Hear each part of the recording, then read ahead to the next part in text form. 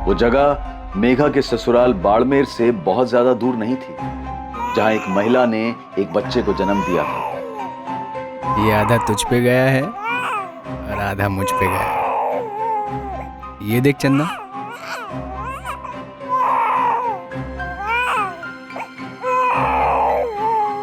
मुझे तो लगता है पूरा तुझ पे ही गया है कमल।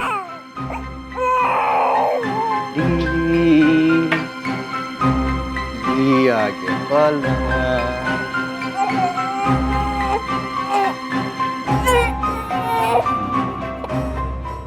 सूरज नाम कैसा रहेगा इसके लिए? बहुत अच्छा नाम है, तू चंदा और ये सूरज। शायद हम कभी ना जान पाए कि तेरी माँ ने ऐसा क्यों किया, पर हमें तो जीना है ना।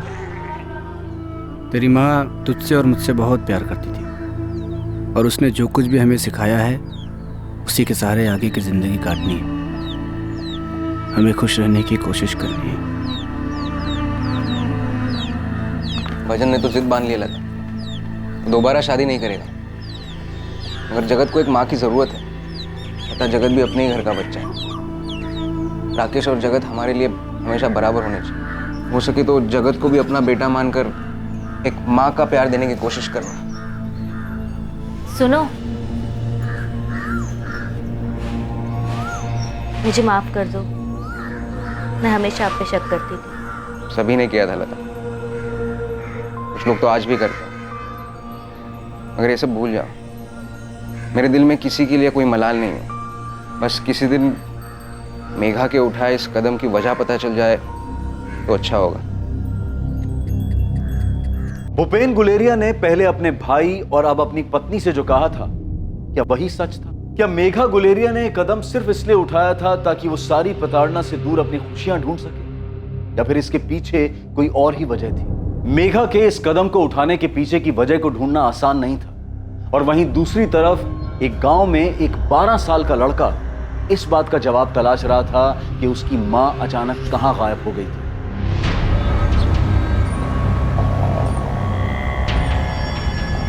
बारह साल के रतन दागा को जीवन व्यापन करने के लिए चाय की दुकान पर काम करना पड़ रहा था, पर हर दिन बिना भूले जब भी उसे काम से और स्कूल से फुर्सत मिलती, वो कविपुर गांव के आसपास जाकर लोगों से पूछता कि क्या किसी ने उसकी मां को देखा था। वो हाईवे के किनारे इसी आस में घंटों इंतजार करता रहता था कि जिस रास्ते से उसकी मां अचानक चली गई थी, उसी रास्ते से एक दिन वो लौट आई। बेटा रतन, कविपुर का कोई भी घर तेरा अपना घर है। तू सबको अपना परिवार समझ। तू ना अपने खाने की चिंता कर और ना अपने पढ़ाई की। बेटा, सरपंच होने के नाते मैं तुझे वचन देता हूं कि तेरी जिम्मेदारी हम लोग अपने बच्चे की तरह निभाएंगे, ठीक है? और हाँ बेटा, जैसलमेर के आसपास जितने भी गांव है ना, सभी गांव में हमने तेरी माँ को बहुत खोजा, लेकिन उसकी कहीं कोई खबर नहीं मिली। तू फिक्र मत कर, जैसे ही किसी को कोई भी खबर मिलेगी ना, वो हमें तुरंत आकर बता देगा, ठीक है? रतन के पिता को रोड एक्सीडेंट में खोने के बाद गीता दागा ने अपना मानसिक संतुलन खो दिया था। वो अपने पति की मौत के सच को कभी नहीं मान पाई थी। उसे अब तक यही आस थी कि उसका पति कभी ना कभी घर वापस आ जाएगा। वो हाईवे के किनारे इसी उम्मीद में अपने पति की राह देखती रहती थी। अपने मृत पति की तलाश में वो अक्सर यहां वहां भटकती रहती थी, और लगभग हर दिन रतन अपनी मां को गांव के हर कोने में खोजता। वो उसे किसी कोने में पड़ी हुई मिलती और रतन उसे फिर से घर वापस ले आता।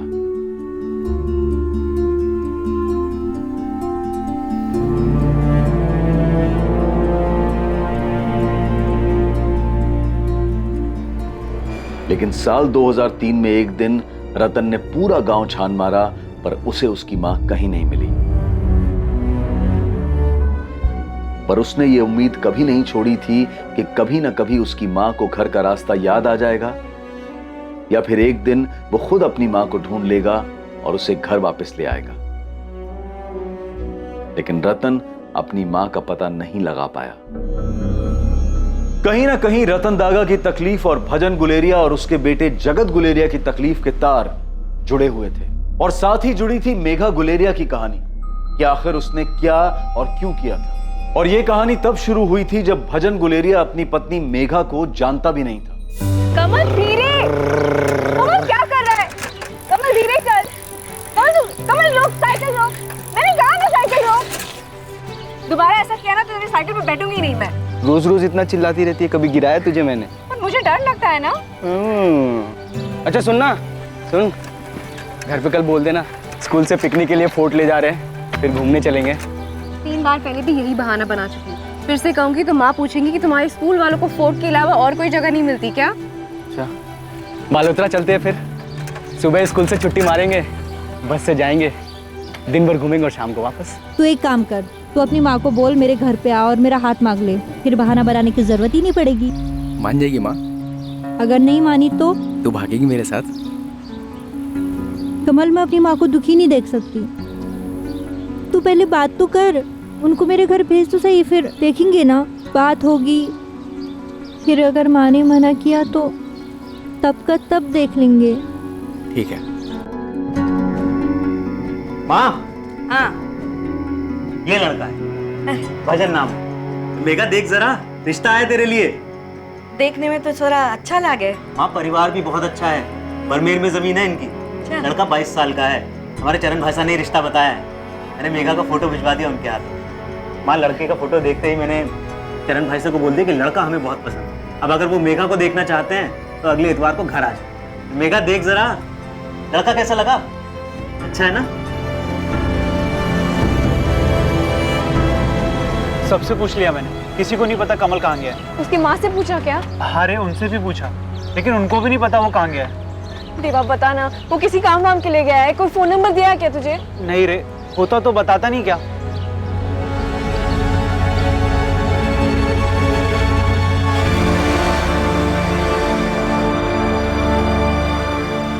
अरे मेघा बेटा, कैसी है तू? तेरी माँ ने बताया तुझे देखने के लिए रविवार को लड़के वाले आ रहे हैं। हाँ काकी, वो कमल की कुछ किताबें थी मेरे पास, उसको लौटानी थी। दे दो मुझे, वो आएगा ना तब मैं देती हूँ उसे। हाँ काकी, वो हफ्ते भर पहले कमल ने भी मुझसे कुछ किताबें ली थी। 5 दिन हो गए, वो स्कूल नहीं आया ना, कब तक आएगा वो? ये तो वही जाने बेटा। जोधपुर गया है अपने चाचा के घर किसी काम से। 5 दिन में आऊँगा ऐसे कहा था मुझे, लेकिन अभी तक नहीं आया।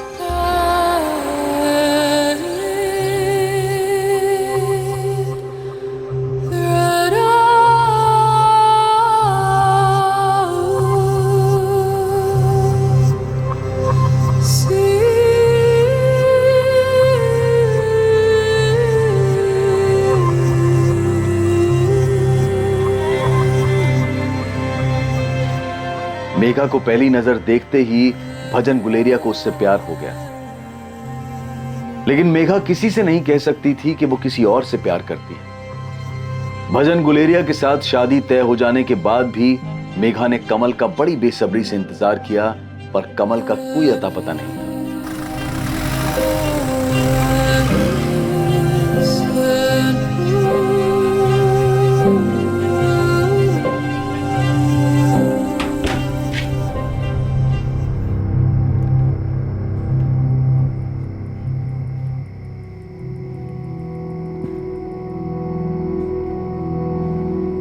अब जब हमारी शादी हो ही गई है तो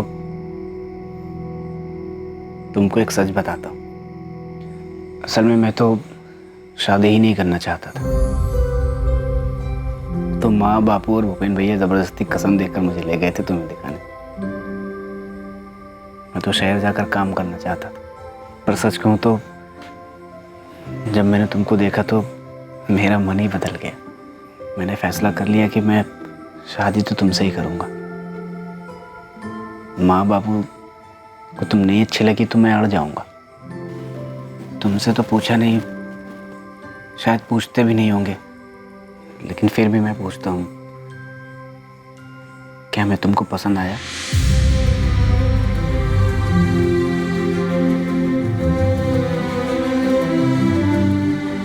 मेघा, भजन इतना खा नहीं पाएगा जितना तुम उसकी थाली में डाल रही हो।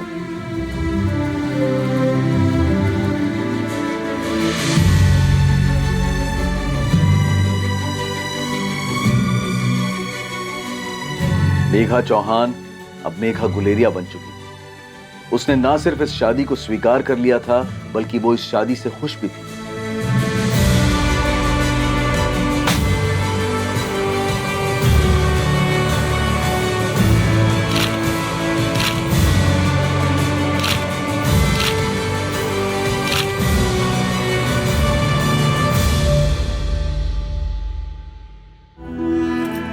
मत जाओ ना, मैं यहाँ कैसे रहूंगी? मेघा, मैं तेरे और जगत के लिए तो जा रहा हूँ ना। वहाँ पे अच्छा काम करूँगा, 4 पैसे कमाऊँगा। यहाँ पे जितना है हम उसमें खुश है। मत जाओ ना। दिल्ली बड़ा शहर है, करने को बहुत सारा काम है, और काम दिलाने में तेरा भाई गुंजन भी तो मदद कर रहा है ना। भजन, मुझे बहुत डर लग रहा है। मेघा, इसमें डरने वाली कौन सी बात है? तू अकेले थोड़ी है घर में, सभी तो हैं। माँ है, बापू है, कंचन है, लता भाभी है, और भूपेन भैया भी तो हैं। देख, मैं दिल्ली में यहाँ से कई गुना पैसा कमाऊंगा, और फिर तुझे और जगत को बेहतर जिंदगी दे पाऊंगा।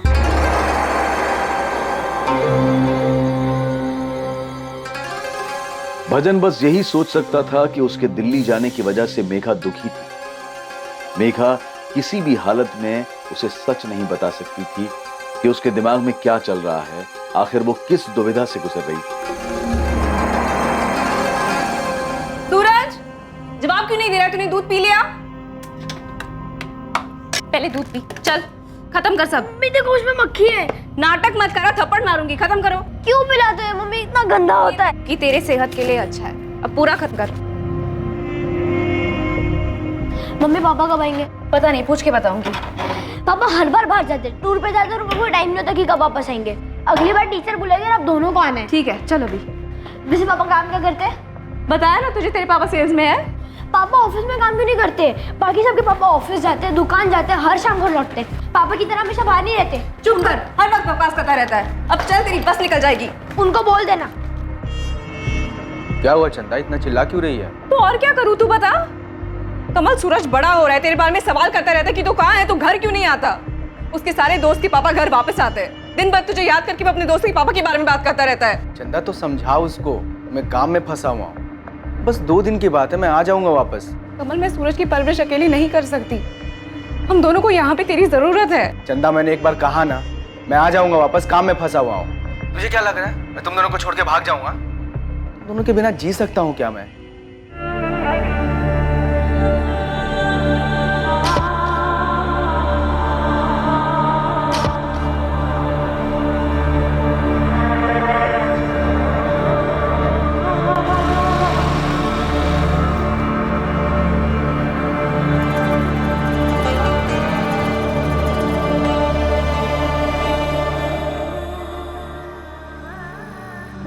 लड़के के घर वालों से बात हो गई। हम लड़के को एक मोटरसाइकिल दे रहे हैं। कंचन को 2 लाख के गहने देंगे जो लड़के वालों के घर जाएंगे। साथ में 2 लाख नकद भी देंगे, और उनके मेहमानों का ख्याल तो हम रखेंगे। भजन, तू सुन रहा है? हाँ, आप कैसे भी करके कंचन की शादी तय कर दीजिए। मेरे बाद जो कुछ भी होगा मैं दे दूंगा। भजन, तू ऐसा क्यों कर रहा है? क्यों अपने आप को तकलीफ दे रहा है? जगत को देखा, बड़ा हो गया है वो, उसकी पूरी जिंदगी पड़ी है उसके सामने, और अब तो वो भी सब कुछ भूल चुका है। तू क्यों नहीं भुला पा रहा? ना तू ठीक से खाता है, ना अपना ख्याल रखता है।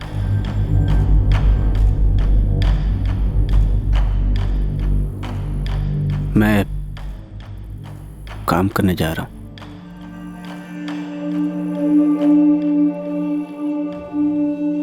एक भजन, जो कुछ भी हुआ उस तकलीफ से गुजरना सबके लिए मुश्किल था। ये जो लड़का है ना पंकज, बड़ी मुश्किल से हाँ कहा है उसने कंचन से शादी करने के लिए। उसने या उसके परिवार ने अभी तक तेरे बारे में कोई सवाल नहीं पूछा, ना ही तेरी बीवी के बारे में। मुझे डर है कि तेरी ये हालत देखकर वो सवाल पूछना शुरू कर देंगे, और फिर हमें जवाब देना होगा, और फिर कंचन की शादी का क्या होगा? आप फिक्र मत करो भैया, मैं उन लोगों के सामने आऊँगा ही नहीं। अब बस कैसे भी करके कंचन की शादी पक्की कर दो।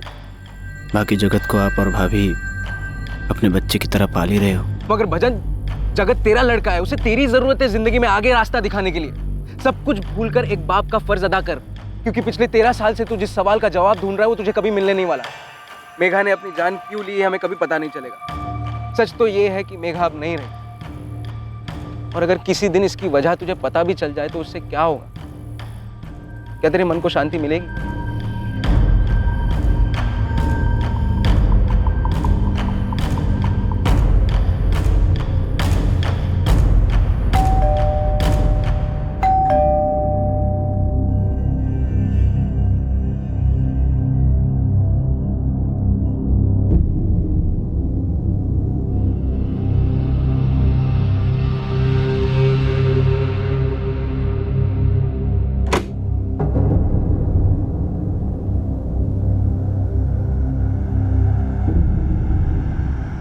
ये पकड़, अपने लिए अच्छी साड़ियाँ ले लेना और सूरज के लिए भी अच्छे कपड़े, और तेरे लिए नया मोबाइल लाया हूँ।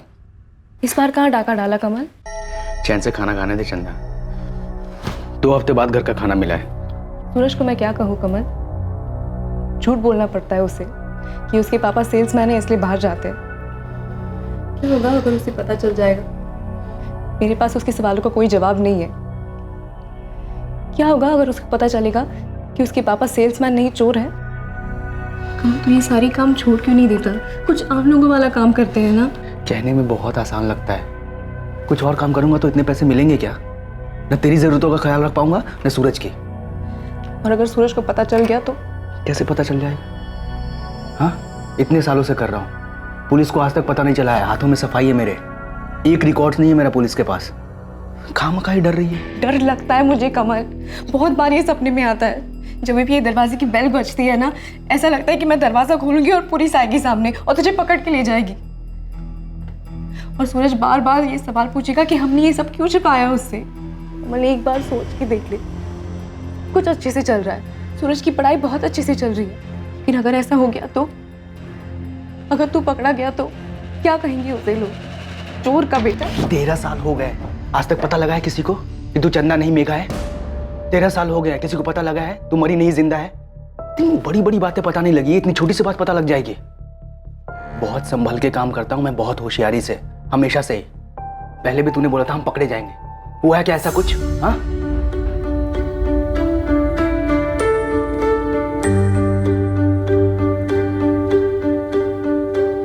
अरे जीते, आप भी रुक जाते दामाद जी। अरे नहीं, बहुत काम है, तो आपने कहा मेघा और जगत को छोड़ दूं इसलिए ले आए हैं। अब मेघा आई है यहाँ तो कम से कम 2 हफ्ता रुकने दो उसे।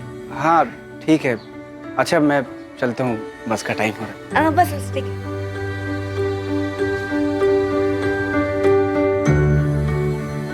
कोई 2 हफ्ते नहीं, 4 दिन में लेने आऊंगा, तैयार रहना। तुम माँ से क्यों नहीं बोला? अभी नहीं जाओ? अरे उनका मन भी रखना पड़ता है ना। अच्छा अब मैं चलता हूँ, जाऊँ? देख अगर नहीं बोलेगी तो नहीं जाऊँगा फिर। भैया और बापू अलग से 4 बात सुनाएंगे कि छोरी की शादी क्या हो गई, जोरू का गुलाम हो गया, एकदम काम धंधा ही छोड़ दिया। ठीक है जाओ, पर आ जाना 4 दिन में।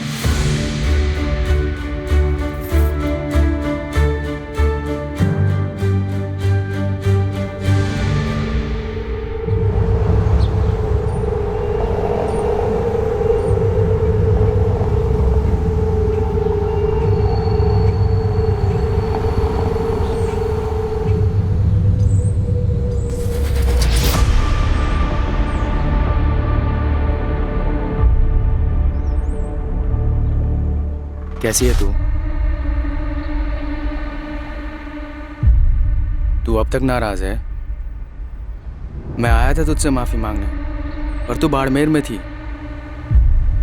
मेरी हिम्मत नहीं हुई वहां आने की। मैं जब भी गांव आता हूँ तेरा ही इंतजार करता हूँ कि तू कभी तो गांव आएगी। अब क्यों आया है कमल? जो हो चुका है वो हो चुका है। सब मेरी गलती है, मुझे पता ही नहीं था तेरे साथ क्या चल रहा है। मैंने वापस आने में देर कर दी। देर नहीं, तुमने बहुत देर कर दी। सब खत्म हो चुका है, मैं अपनी जिंदगी में नई शुरुआत कर चुकी हूँ। वो गांव के बाहर का घर याद है ना तुझे? कल इंतजार करूंगा मैं तेरा वहां। जो तू मुझे भूल चुकी है तो मत आना, नहीं तो बस आकर माफ कर देना मुझे।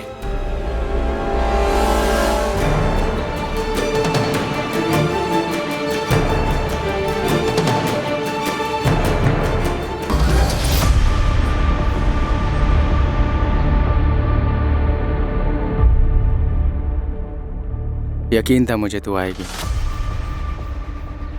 नहीं कमल, मैं किसी और की पत्नी हूँ, माँ हूँ मैं एक बच्चे की। मेघा, मुझे पता होता तेरे साथ क्या चल रहा है तो मैं उस समय ही तुझे भगा के ले जाता। पर अब इस सब का क्या फायदा कमल? क्या अब तुम मुझसे प्यार नहीं करती? पर अब मैं बहुत खुश हूँ अपनी जिंदगी में कमल। पति है मेरा जो मुझसे बहुत प्यार करता है। तुझे भुला पाना बहुत मुश्किल था मेरे लिए, पर मैं आगे बढ़ चुकी हूँ कमल। पर मैं अब भी वहीं खड़ा हूँ, कभी भूल ही नहीं पाया तुझे। जब मैं तुझसे मिलने आया ना तब तेरी शादी हो गई थी। पर अब इस सब का क्या फायदा कमल? मेरा एक अलग परिवार है। जहाँ मैं तुझे माफ कर देती हूँ कि तू नहीं आ पाया, मान लिया कि तू फंस गया कहीं पे, पर अब मैं खुश हूँ कमल और पुराना कुछ भी याद नहीं करना चाहती। मैं बस यहाँ पे इसलिए आई थी क्योंकि शादी के बाद तुझसे बात नहीं हो पाई, पर अब दोबारा नहीं आऊंगी और तुझसे कभी नहीं मिलूंगी। बस इतना बता दे, तू मेरा प्यार भूल चुकी है या अब भी प्यार करती है मुझसे?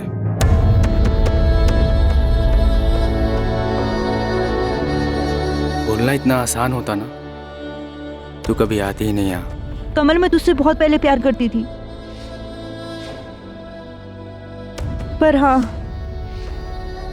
मैं भुला नहीं सकती। तू वो पहला इंसान है जिससे मैंने प्यार किया था। वो पहला इंसान जिसे तूने किस किया था, जिसके साथ तू रहना चाहती थी, जिसके साथ अपनी पूरी जिंदगी बिताना चाहती थी।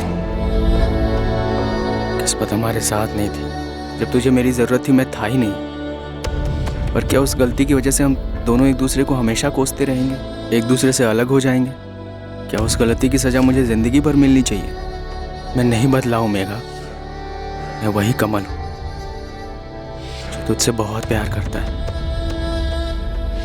मुझे पता है तो वही मेघा है जो मुझे बेहद प्यार करती थी।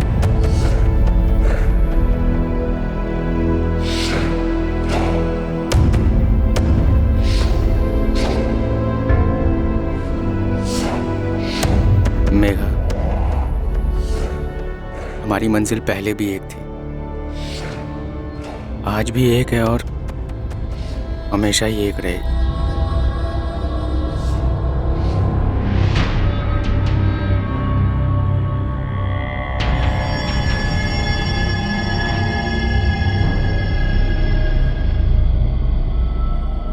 कमल, मैं अपने पति को धोखा दे रही हूँ। अगर तुझे ऐसा लग रहा है तू मेरे साथ नहीं रहना चाहती तो सबसे बड़ा धोखा तो खुद को दे रही है। कमल, वो मुझसे बहुत प्यार करता है। तू मुझसे प्यार करती है। मैं अपना खुद का सामना नहीं कर पा रही हूँ कमल। तुझे वापस आना ही नहीं चाहिए था। मुझे ना तुझे उस वक्त छोड़ के जाना ही नहीं चाहिए था। हम एक नहीं हो सकते कमल। ऐसा लग रहा है जैसे कि मैं पाप कर रही हूँ। कमल, मैं बार बार तुझसे मिलने नहीं आ सकती। भजन मुझ पे शक नहीं करता, पर मैं उसका भरोसा नहीं तोड़ सकती। तू मेरे साथ चलेगी हमेशा के लिए, अपने पति को छोड़कर, सबको छोड़कर? नहीं कमल, बिल्कुल नहीं। नहीं चल सकती मैं। भजन को बहुत तकलीफ होगी।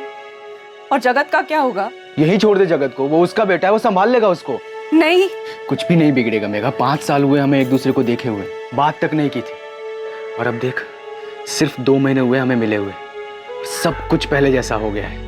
हमारी किस्मत में मिलना ही लिखा है, नहीं तो हम ऐसे मिलते ही नहीं। नहीं कमल, हमारे पास एक मौका था साथ में होने का, लेकिन तू तब नहीं था। मौका भी है मेघा, मैं गलती दोबारा नहीं कर सकता। पर ऐसा कैसे होगा कमल? होगा मेघा, मैंने सब कुछ सोच रखा है।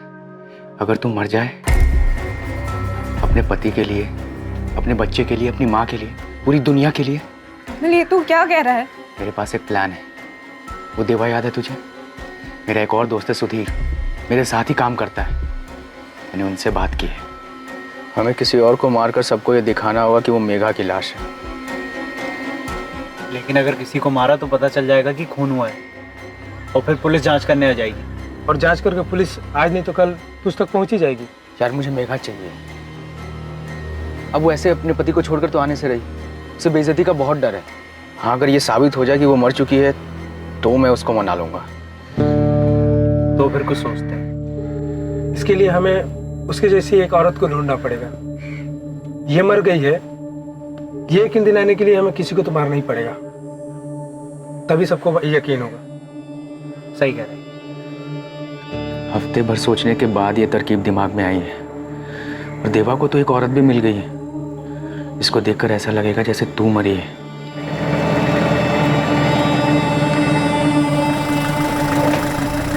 वो देख, उसका दिमागी संतुलन ठीक नहीं है। यहाँ वहाँ इधर उधर सड़क हाईवे पूरे गांव भर में घूमती रहती है अपने मरे हुए पति की तलाश में। बेचारी जिंदगी से बहुत परेशान है। अब इसे मारकर हम इसे मुक्ति दे सकते हैं। मेघा, तुझे खामोश रहकर सिर्फ ऐसे दिखाना है जैसे तेरे पति और सास ससुर को लगे कि तू परेशान है। थोड़ा नाटक करना पड़ेगा। आसपास वाले लोगों को ऐसा लगना चाहिए कि ससुराल में तेरे साथ कुछ हो रहा है और तू बोल नहीं पा रही है। ऐसा जैसे ससुराल वाले तेरे ऊपर दहेज को लेकर के जुल्म कर रहे हैं, तुझे मानसिक तौर पर परेशान कर रहे हैं। और थोड़ा ऐसा भी लगना चाहिए कि ससुर और जेठ तेरे साथ कुछ गलत कर रहे हैं। जब भी तेरी माँ का फोन है ना, तो तू ऐसे बात कर जैसे तू परेशान है और अपने सास ससुर से खुश नहीं है। भजन दिल्ली जा रहा है गुंजन भैया के साथ काम करने के लिए, ताकि मुझे और जगत को एक अच्छी जिंदगी दे पाए। और मैं यहाँ। फिर तो ये और भी अच्छा मौका है। हम ऐसा दिखाएंगे जैसे तूने आत्महत्या की है। तुझे पता है, देवा मुझे बता रहा था अगर 7 साल के अंदर लड़की के साथ दहेज को लेकर कुछ हो जाए ना, तो ससुराल वाले लंबे समय के लिए अंदर जाते हैं। पर कमल, उन लोगों ने मेरे साथ कुछ बुरा नहीं किया है। तो मैंने कौन सा बुरा किया है मेघा, जो मैं तेरे बगैर जिंदगी बिताने की सजा काटूं? देख मेघा, हमें एक मौका मिला है, हम ये मौका गवा नहीं सकते। मान जा, हम बड़ी आसानी से एक दूसरे के साथ हो सकते हैं मेघा। और ऊपर वाले ने हमें ये मौका दिया है। ये सब सोचकर ये मौका बर्बाद मत कर।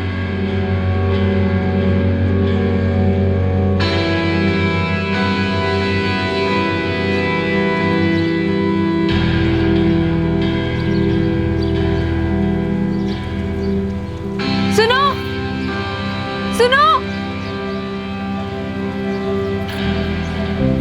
मुझे माफ़ कर दो भजन, माफ़ कर दो।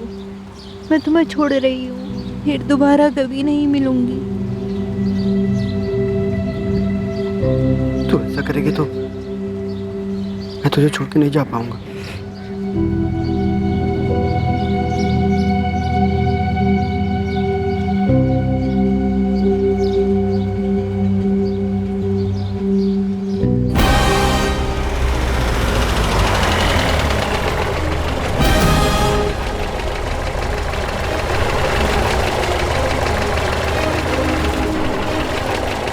मेरे पति को देखा क्या तूने? हाँ मैंने देखा ना। कहाँ देखा है? अरे उधर है, चल चल अच्छा, चल, मुझे ले चल चलेगा? बताता हूँ। हाँ, आजा। जल्दी चल, चल।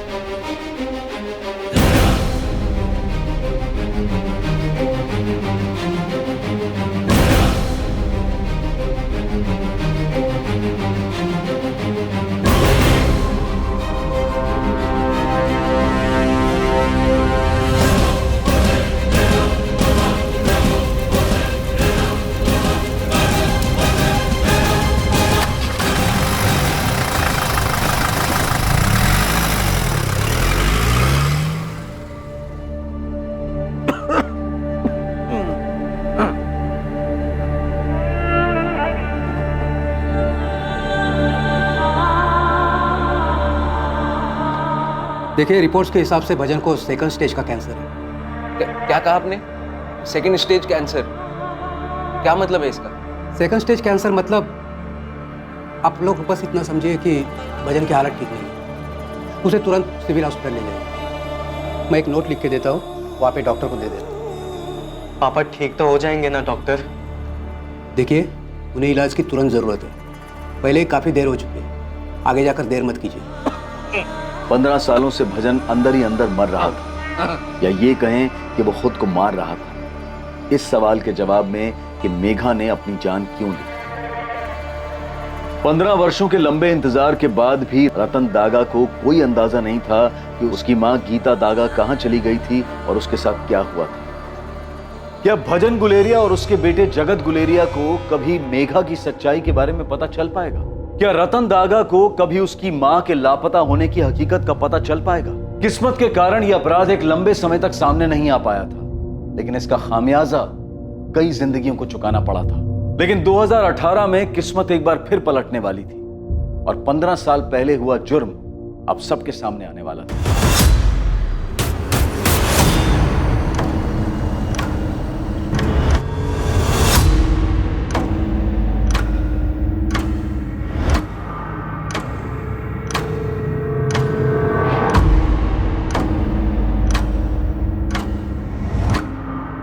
ध्यान से देखिए जितेंद्र, तीनों में से किसी को जानते हैं? इन तीनों में से कभी कोई आपकी दुकान पर आया हो? नहीं सर, इनमें से कोई भी कभी भी मेरी दुकान पर मैंने पहले नहीं देखा। गनीमत समझिए सर कि मेरी दुकान में एक छिपा हुआ सीसीटीवी कैमरा था जिस पे इन चोरों की नजर नहीं पड़ी। क्या हुआ? जी सर देखिए, मेरी दुकान के दोनों सीसीटीवी कैमरे, दोनों के तार काट चुके थे वो लोग। और तो और सर, वो जो सीसीटीवी के साथ रिकॉर्डिंग मशीन आती है ना, वो भी चुरा के चोर अपने साथ ले गए। मतलब आपकी दुकान का अच्छी तरह से मुआयना किया गया। हो सकता है कि आपकी दुकान का कोई वर्कर भी इसमें शामिल हो।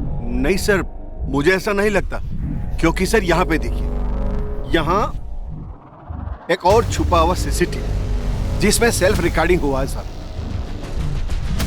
सर। इस रिकॉर्डिंग में तीनों चोर के चेहरे साफ साफ नजर आते हैं। चोरों को तो नहीं पता था कि यहाँ छिपा हुआ सीसीटीवी है, लेकिन मेरे सारे वर्कर्स जानते थे। और अगर सर मेरे वर्कर्स मिले हुए होते तो ये सीसीटीवी भी गायब हो जाना चाहिए था ना। सर, इन तीनों की फोटो जोधपुर के सभी पुलिस स्टेशन में सर्कुलेट कर दी है, लेकिन कहीं से कोई लीड नहीं मिल रही। कोई नहीं पहचानता इन तीनों को। ऐसे कैसे हो सकता है? फिर से भेजना, पूरे राजस्थान राज्य में भेजना। इतनी सफाई से चोरी की है उन लोगों ने। नए बंदे तो नहीं लगते, कहीं ना कहीं कोई केस तो जरूर होगा उनका। और अगर बाहर की भी गैंग हुई तो भी पता चल जाएगा। ठीक है सर। पूरे राजस्थान के किसी भी थाने में तीनों में से किसी एक की भी हिस्ट्री नहीं है? नहीं सर, किसी के बारे में कुछ पता नहीं चला है। अब सर समझ नहीं आ रहा कि चोर बाहर के स्टेट से आया था क्या। वैसे मैंने उनकी डिटेल्स दिल्ली और एमपी में भी भेज दी है। आसपास के दुकान से भी कोई फुटेज नहीं मिला? वैसे सर इस तरह की चोरी के केस पहले भी सामने आ चुके हैं। सीसीटीवी वायर को काटा गया, पीवीआर मशीन को लेकर चले गए, लेकिन सर वहाँ कहीं भी कोई छुपा हुआ सीसीटीवी कैमरा नहीं था। इसी वजह से चोरों की फुटेज सामने नहीं आई। फिर तो पक्का कोई मजा हुआ गैंग है जो काफी सफाई से अपने काम को अंजाम दे रहा है। पहली बार सामने आया। कैसे भी हो इन्हें पकड़ना है। कई सालों की चोरी का हिसाब मिलेगा इनसे। अंदर आओ साहब। उस्मान आजा आजा। कोई टिप मिला क्या? साहब हाँ भी और नहीं भी।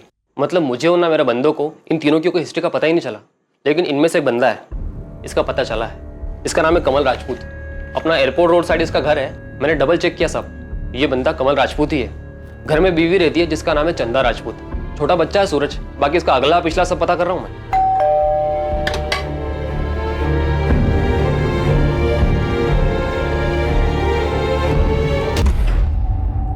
चंदा राजपूत, चंदा राजपूत। डर लगता है कमल, बार बार सपने में आता है। जब भी ये दरवाजे की बेल बजती है ना, ऐसा लगता है कि मैं दरवाजा खोलूंगी और पुलिस आएगी सामने और तुझे पकड़ के ले जाएगी। चंदा राजपूत जी। ये तुम्हारा पति कमल राजपूत है? वो बाहर है सर। कहाँ बाहर गया है? और ये फोटो में जो दो लोग हैं वो कौन है तुम्हारे पति के साथ? मुझे नहीं पता। नहीं पता? तुम्हारे पति ने इस बार ज्वेलरी शॉप में डाका डाला है। इसके पहले और कहाँ कहाँ डाका डाला उसने? सर मैं आपको बता रही हूँ ना, मुझे कुछ नहीं पता, मैं सच कह रही हूँ। सर वो घर के अंदर नहीं छुपा है। ठीक है, तुम हमारे साथ पुलिस स्टेशन चलो। तुम चलोगी, पीछे पीछे तुम्हारा पति भी आ जाएगा। नहीं नहीं सर, मैं नहीं जानती कि वो कहाँ है, क्या काम करता है। सर मेरा बेटा स्कूल से आने वाला है, मुझे घर पे रहना होगा। क्या उम्र है तुम्हारे बेटे सूरज की? सर वो 13 साल का है। हमारा एक कांस्टेबल तुम्हारे पड़ोसी के साथ यहाँ पे रहेगा, और जैसे ही तुम्हारा बेटा सूरज आ जाएगा उसे लेकर थाने आ जाएगा। तुम चलो। नहीं नहीं सर, मेहरबानी करके ऐसा मत कीजिए। आप चाहे तो अपना एक कांस्टेबल यहाँ पे रख दीजिए ना। जैसे ही मेरा सूरज यहाँ पे आता है ना, मैं आपके थाने आ जाऊंगी। तुम माँ बेटे को पता था कमल चोरी का काम करता है? नहीं सर, हमें नहीं पता था। तुम्हारा पति कमल ये जोधपुर का है? हाँ सर, यही का है। उसका फोन बंद आ रहा है, कहाँ है वो?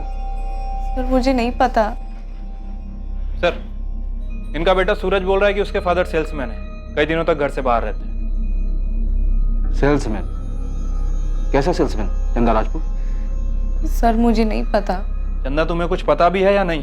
सर मुझे पता है कि वो काम करता है, लेकिन क्या काम करता है, कहाँ काम करता है, मुझे नहीं पता। 13 साल का लड़का है तुम्हारा। 14 साल पहले शादी हुई थी ना? जी सर। सच बोल रही हो? इसमें भी कोई गड़बड़ है? नहीं सर, मैं सच बोल रही हूँ। तुमने बताया तुम्हारा पति कमल यहाँ जोधपुर का है, तुम भी यही की हो? जी सर। जोधपुर में कहाँ की? मायका कहाँ पर है तुम्हारा? और मायके में कौन कौन है? कोई नहीं है। कोई नहीं है? अरे तुम लोग पैदा हुए थे कि आसमान से टपके थे? तुम्हारा कोई नहीं है, तुम्हारे पति का भी कोई नहीं है। उसका फोन बंद आ रहा है, वो क्या काम करता है तुम्हें भी नहीं पता, और तुम्हें तो ये भी नहीं पता कि उसके साथ ये 2 आदमी कौन है। हम जानते हैं चंदा राजपूत, तुम्हें सब कुछ पता है। पूरे 26 लाख के गहने चुरा कर भागा है तुम्हारा पति, इसके पहले भी चुराए होंगे। सच सच बताओ। सर मैं सच बता रही हूँ, मुझे कुछ नहीं पता।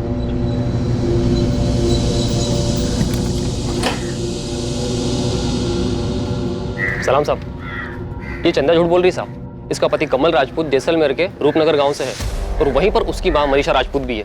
इसकी कहानी में कुछ तो गड़बड़ है साहब। अपना घर छुपाने की क्या जरूरत थी इसे? मुझे लगता है कि इसके पति के बारे में ये बहुत कुछ जानती है और बता नहीं रही।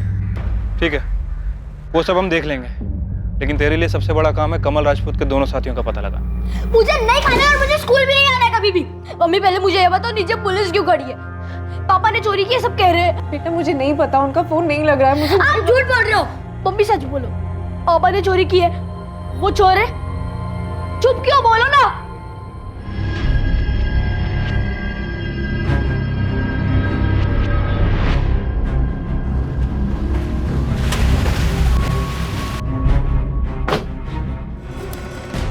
ये आपका बेटा कमल है? हाँ, ये मेरा बेटा कमल है। इस वक्त कहाँ पर है ये? पता नहीं साहब। ये देखिए, ये दोनों आपके बेटे के साथी हैं। बता सकती हैं कौन है ये दोनों? ये दोनों तो उसके दोस्त लग रहे हैं। देवा और सुधीर नाम है इन दोनों का। लेकिन आप लोग मेरे बेटे को क्यों ढूंढ रहे हैं? चोरी की आपके बेटे ने। 26 लाख रुपए के गहने लेकर गायब हुआ है, और इसके पहले भी कई बार की होगी। देखिए, मुझे कुछ भी नहीं पता। कितने साल हुए मैंने अपने बेटे को देखा तक नहीं। क्या चल क्या रहा है तुम्हारी फैमिली के बीच में? उधर तुम्हारी बहू चंदा कह रही है कि कमल का कोई परिवार ही नहीं है। तुम लोग आपस में बात नहीं करते हो क्या?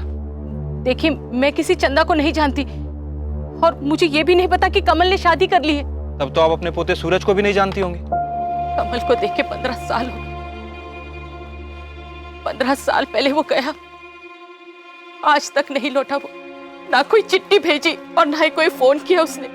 मुझे ये तक नहीं पता कि उसने किसी चंदा नाम की लड़की के साथ शादी किया और उसका एक बच्चा भी है। चंदा के सामने बिठा के जब सवाल जवाब करूंगा ना, तो पता चल जाएगा क्या जानती है और क्या नहीं। अरे तुम्हारा बेटा कमल कहाँ पे? ये है चंदा। क्यों, इसका और भी कोई नाम है? हाँ साहब, ये हमारी गांव की मेघा है, गायत्री की बेटी।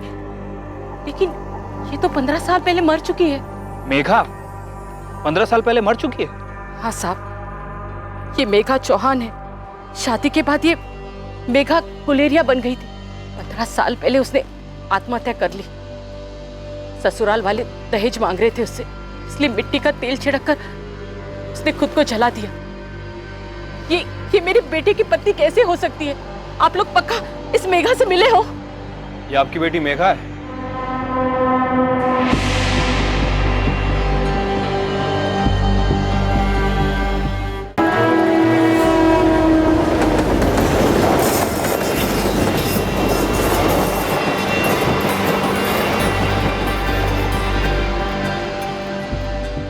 मेघा भाभी जिंदा है?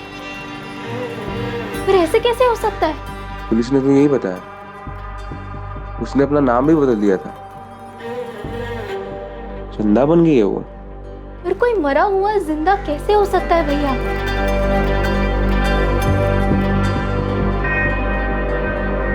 कमल राजपूत और उसके दोनों साथी देवा और सुधीर जैसलमेर में ही छुपे हुए थे, जिन्हें पुलिस ने ढूंढ निकाला। इनके पास से लूट का एक बहुत बड़ा हिस्सा बरामद हुआ, लेकिन इस लूट से बड़ा वो अपराध था जो 15 साल पहले हुआ था। ये देखिए सर, बाकायदा कोर्ट में केस चला है सर। भजन गुलेरिया के पिता रणछोड़ गुलेरिया, माता पार्वती गुलेरिया और बहन कंचन गुलेरिया, ये तीनों ही जेल में थे सर। लेकिन कोर्ट के पास कोई सबूत नहीं था, इसलिए इन्हें रिहा कर दिया गया। सबूत ना होने की वजह से, और वो भी ऐसे जुर्म के लिए जो उन लोगों ने कभी किया ही नहीं था।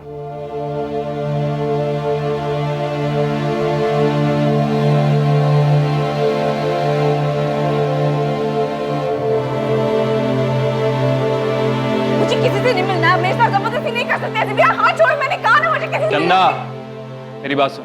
देखो, तुम्हारे पति को कैंसर है। पिछले 15 सालों से वो सिर्फ यही जानने के लिए तड़प रहा है कि तुमने आत्महत्या क्यों की। उसके माँ बाप मर चुके हैं, तुम्हारी माँ भी आई है, एक बार चल के मिल लो। देखिए, मैं अपना जुर्म मान चुकी हूँ। कमल के साथ मिलकर मैंने जो भी किया सब बता चुकी हूँ। अब मुझे उन लोगों में से किसी से नहीं मिलना है। तुम्हें अंदाजा भी है कि कितनी जिंदगियां खराब कर दी हैं तुमने? हाँ, इतने सालों से खामोश बैठी रही, और आज जब मिलने का टाइम आया तो बोल रही किसी से नहीं मिलना, किसी का सामना नहीं करना है। मैंने कहा ना, मुझे किसी से नहीं मिलना है, किसी को नहीं देखना है मुझे।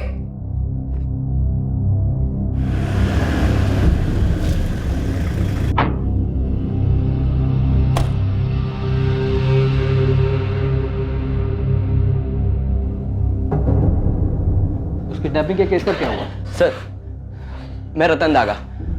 आपने फोन किया था, आप मेरी माँ के बारे में कुछ बोल रहे थे, क्या पता चले आपको?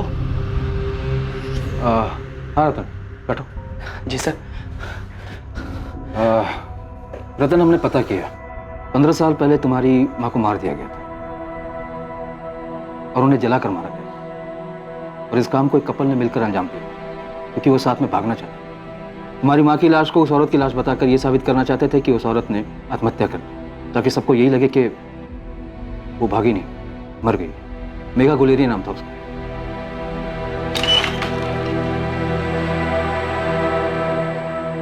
देखिए, वो आप लोगों में से किसी से नहीं मिलना चाहती। उसने अपना गुनाह भी कबूल किया। उसने कबूल किया है कि कमल राजपूत के साथ मिलकर उसने एक मानसिक रूप से बीमार औरत को मारा था, ताकि लोगों को ये लगे कि वो खुद मर गई है। अपना गुनाह तो कबूल कर लिया है, लेकिन आप में से किसी से मिलने की इच्छा नहीं।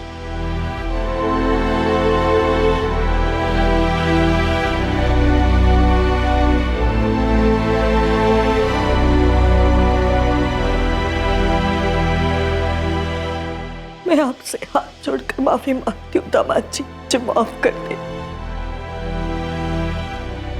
रहने दीजिए माँ जी, उसने सिर्फ हमको ही नहीं, आपको भी अंधेरे में ही रखा था। अंधेरे में नहीं पापा, माँ ने हम सबके पीठ पे छुरा घोपा है, छुरा। अरे अपने स्वार्थ के लिए क्या क्या नहीं किया माँ ने, किस किस को मार दिया, दादा को, दादी को, इन सबकी हत्या की है। माँ को नहीं मिलना है ना तो ना मिले, लेकिन एक बार मुझे उससे मिलना है, एक बार उसका चेहरा देखना है मुझे। वो चेहरा देखना है जिसने शायद नीचे गिरने में एक नई मिसाल कायम की है। इस केस के खुलासे ने सभी को चौंका दिया। 13 साल के सूरज के लिए इस पर भरोसा कर पाना सबसे ज्यादा मुश्किल था। उसे उसकी दादी यानी कि कमल की मां के पास छोड़ दिया गया। कमल राजपूत, देवा, सुधीर और मेघा गुलेरिया पर गीता दागा की हत्या के लिए आईपीसी की धारा 302 के तहत केस दर्ज किया गया है। साथ ही आपराधिक षड्यंत्र रचने के लिए आईपीसी की धारा 120 और सबूतों से छेड़छाड़ करने के लिए धारा 201 के चार्जेस भी लगाए गए हैं। अब तो तुझे तेरे 15 साल पुराने सवाल का जवाब मिल गया ना भजन। अब जिंदगी में आगे बढ़, अब तो अपना ध्यान रखना शुरू कर दे। और अब मेघा ने तेरे साथ ऐसा क्यों किया, इस नए सवाल के पीछे मत पड़ जाना। वास्तव में वो क्या और कौन सी चीज है जो प्रेमियों में समझदारी पैदा कर सकती है? अभी कुछ महीने पहले इंटरनेट पर कुछ लोग बोल रहे थे कि शादी के बाद एक्स्ट्रा मैरिटल अफेयर्स एक इंडिविजुअल चॉइस होनी चाहिए।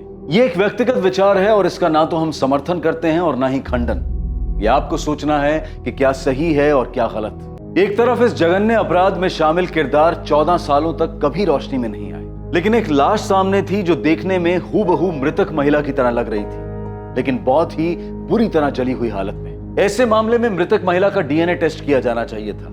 इस बात की पुष्टि की जानी चाहिए थी कि मेघा से मिलती जुलती हुई लाश वाकई में मेघा की ही थी या नहीं। इस तरह का अपराध मायूसी देता है और हर तरफ से खामोशी से तबाही ही लाता है। किसी की लाश पर खुशियों की इमारत कैसे खड़ी हो सकती है? अब मैं अनूप सोनी आपसे विदा लेता हूं। कल रात 11 बजे कौन बनेगा करोड़पति के करमवीर एपिसोड के बाद आपसे फिर मुलाकात होगी एक और नए केस के साथ। और याद रखिए, क्राइम और आपके बीच में सिर्फ इतना फर्क है कि आप कितने सतर्क हैं। सतर्क रहें, सुरक्षित रहें। जय हिंद।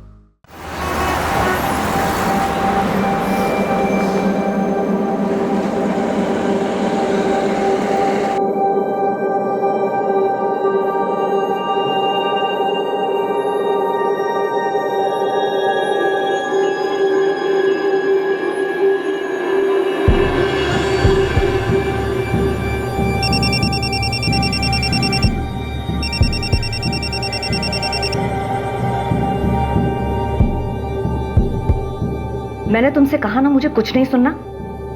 अगली बार मुझे फोन किया तो पुलिस कंप्लेन कर दूंगी। इसे तुम धमकी ही समझना। मैडम, शिखर साहब ने आपको बुलाया है, कुछ जरूरी बात करनी है उन्हें। शिखर साहब से कह दो कि मैं घर के लिए निकल गई हूँ। मैडम, आप जानती हैं मैं साहब से कभी झूठ नहीं बोलता।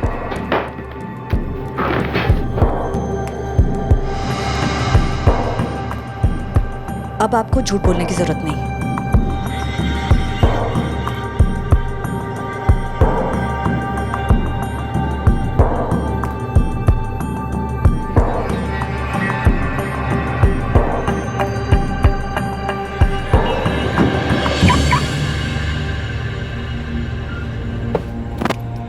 मैम, आज तो आप बुलाना ही भूल गई।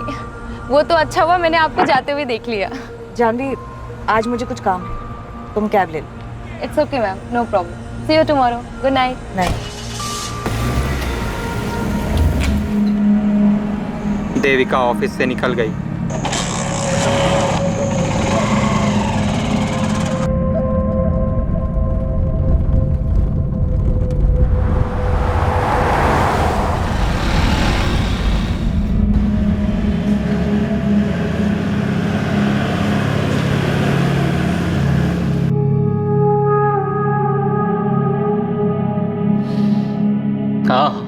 वाह, क्या खुशबू है देविका।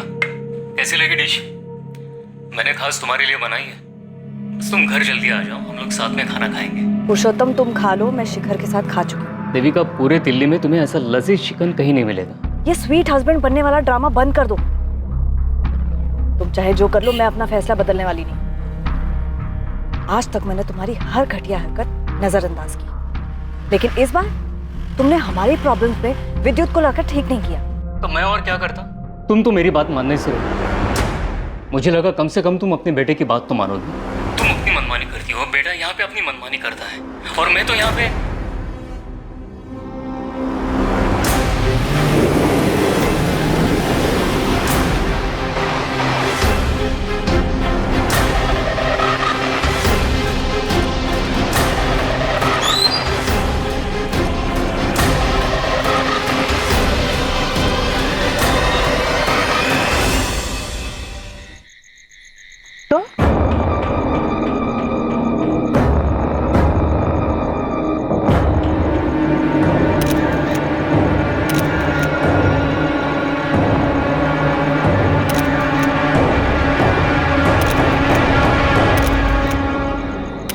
हाँ, ठीक से बताओ। मैडम, हम लोग यहाँ से गुजर रहे थे, देखा तो बीच सड़क पे गाड़ी खड़ी थी। पास आकर देखा तो यहाँ पर लाश पड़ी थी। मैडम, लाश देखकर हम लोग डर गए और सीधा आपको कॉल किया। मैडम, हमने तो अपना फर्ज निभा दिया, क्या हम जा सकते हैं? बाबू, छोटू, तुम लोग नहीं जा सकते। शायद आपको तुमसे बात करनी होगी।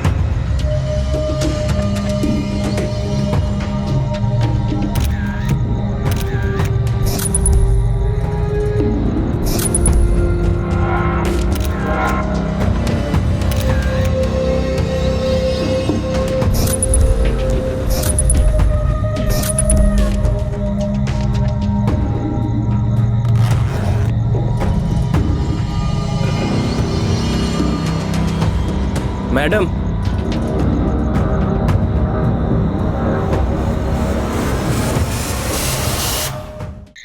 सर, बॉडी की उंगली पर रिंग के निशान और रिंग गायब है। कपड़ों से और उंगली से लग रहा है कि किसी अच्छे घर की, पर बॉडी पर एक भी ज्वेलरी नहीं। ज्वेलरी उतारी गई। पर्स मिला है लेकिन कैश भी गायब। लेकिन आईडी कार्ड मिला है। विक्टिम का नाम देविका शर्मा है और बिजनेस कार्ड भी मिला है। शिखर कंस्ट्रक्शन पे मैनेजर। मोबाइल मोबाइल मिसिंग है। तो चोरी का मामला लग रहा है। शिखर कंस्ट्रक्शन में फोन करके इनके घर वालों को इन्फॉर्म कर दो। ये वीरान जगह बहुत सोच समझ के चुनी गई है। लुटेरा पहले से घात लगाए बैठा हो। तो लाश गाड़ी से इतनी दूर, हो सकता है ये बाहर निकलकर 4-5 कदम आगे आई हो। लुटेरे ने किसी बहाने से देविका की गाड़ी को रोका हो। जैसे ही देविका कार से उतरकर बाहर आई हो, लुटेरे ने अटैक किया हो। गहने छीनने की कोशिश की होगी। इसी छीना झपटी में लुटेरे ने गुस्से में चाकू चला दिया। बॉडी से सारे गहने उतारे गए, पर्स से पैसे निकाले गए और मोबाइल में से। लेकिन गाड़ी में लैपटॉप है सर, लुटेरे लैपटॉप क्यों छोड़ेंगे? लैपटॉप की कीमत तो मोबाइल से ज्यादा मिलती।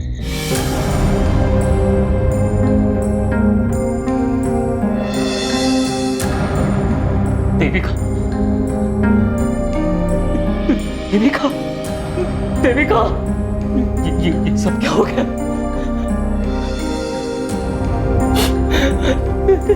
सर, किसने किया ये मेरी देविका के साथ? देखिए, फिलहाल तो यही लग रहा है कि लूट के इरादे से ही देविका जी की गाड़ी को रोका गया होगा और शायद छीना झपटी में लुटेरों ने चाकू चला दिया। वैसे इतनी रात गए आपकी बीवी यहाँ कहाँ से रही थी? काम से आ रही थी। अभी कुछ घंटों पहले मेरी बात भी हुई थी देविका से। हम साथ खाना खाने वाले थे। देविका जी की किसी से कोई दुश्मनी?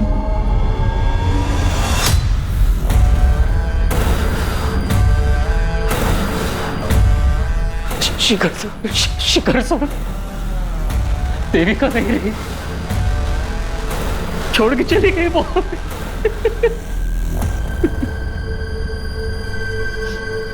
मैं शिखर बवेजा, मुझे देविका को देखना है। सर आइए आप, मैं ले चलता हूँ।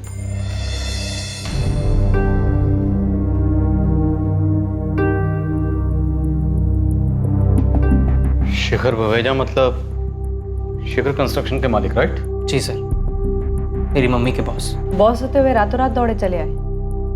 काफी मानते होंगे देविका को। शिखर बवेजा बहुत बड़े आदमी है सर, और बड़े लोग सिर्फ अपने आप को मानते, जो मन में आया करते।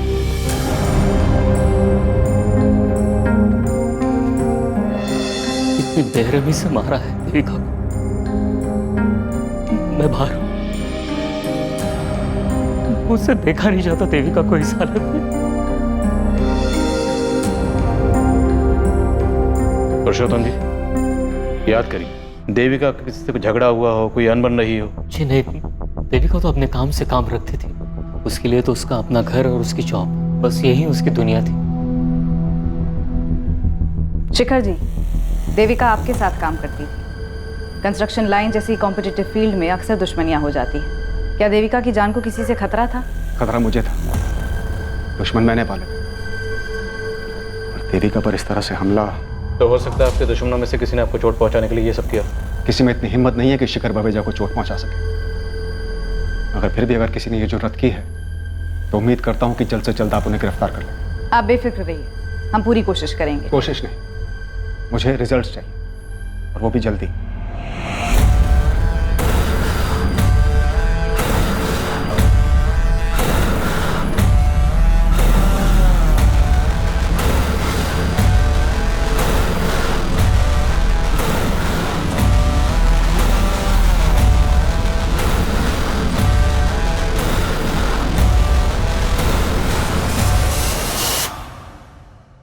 भाटिया, बात हम तक तो नहीं आएगी ना? नहीं सर, कोई मुंह नहीं खोलेगा। जिसने देविका का भरोसा तोड़कर हमसे हाथ मिला लिया, उस पर इतना भरोसा करना ठीक नहीं। उसे को संभल कर।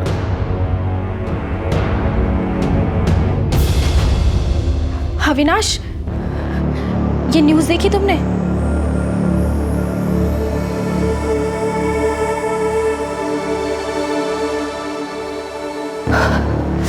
रोहित, ये तुम्हारा टिफिन। आज लौटने में थोड़ी देर हो जाएगी। ऑफिस के बाद लॉयर से मिलने जाना है। वो शिखर बवेजा के खिलाफ जो केस है वो। शिखर बवेजा के बजाय सिर्फ पापा भी तो कह सकती हो। मुझे पता है तुम नहीं मानोगी, लेकिन फिर से कह रहा हूँ, केस वापस ले लो। घर के झगड़े घर में सुलझाए जा सकते हैं, इसके लिए कोर्ट जाने की क्या जरूरत है? रोहित, मुझे देर हो रही है।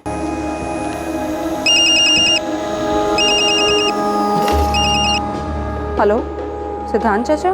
प्रगति बेटा, अब तुम्हारी माँ अपने घर जा सकती है, क्योंकि रास्ते कांटा हट चुके हैं। मतलब? देविका नहीं रही। ये क्या बोल रहे हैं आप? अब बुरे का अंजाम आखिरकार बुरा ही होता है। बहुत भयानक मौत मरी देविका। अच्छा, जाके सावित्री भाभी से बात करो कि उनकी प्रार्थना सफल हो गई। माँ से? जी जी चाचा।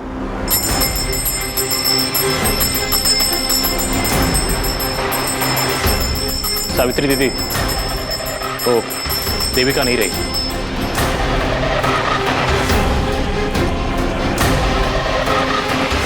शिखर कंस्ट्रक्शंस की मैनेजर देविका शर्मा की हत्या पर लोगों की अलग अलग प्रतिक्रियाएं थी। कुछ लोग वाकई देविका की मौत से दुखी थे और कुछ लोगों को राहत महसूस हुई थी। देविका शर्मा की जिंदगी के कई पहलू अभी सामने आने बाकी थे। उसके निजी और व्यावसायिक रिश्ते, उन रिश्तों के समीकरण, उनकी पेचीदगियां, इन सब से गुजरने के बाद ही इस बात का जवाब मिलने वाला था कि आखिर देविका शर्मा को किसने और क्यों मारा। जैसा कि मैंने इनिशियल रिपोर्ट में बताया, हमला अचानक हुआ, विक्टिम को रिएक्ट करने का समय ही नहीं मिला, इसलिए आपको कोई रेजिस्टेंस मार्क नहीं मिली। जी, वार काफी ब्रूटल था। चाकू को पेट में घुसा के घुमाया गया था। किसी पेशेवर का काम लग रहा है। मुमकिन है सुपारी दी गई होगी और हमलावर का इरादा जान से मारने का ही रहा होगा। कि अगर चोरी का इरादा होता तो लैपटॉप क्यों छोड़ती? जो गहने लूटे गए वो काफी कीमती थे। देविका के पति पुरुषोत्तम ने बताया कि गहने 1-1.5 लाख के थे। और कैश कितना था? कैश तो 2-3 हजार से ज्यादा नहीं रखती थी, लेकिन मोबाइल 80 हजार का था। IMEI ट्रैकिंग पर डालने के लिए बोल दिया है। उस एरिया के जितने भी हिस्ट्री शीटर्स हैं सबको राउंड ऑफ करो। जैन सर। जी सर। यस सर, मैं अपडेट करता रहूंगा sir. Thank you. Vishnu sir, ये शेखर बवेजा हम पर प्रेशर डलवाना चाह रहा है। सर, देविका के पति पुरुषोत्तम से ज्यादा तो इसका बॉस शेखर बवेजा उछल रहा है।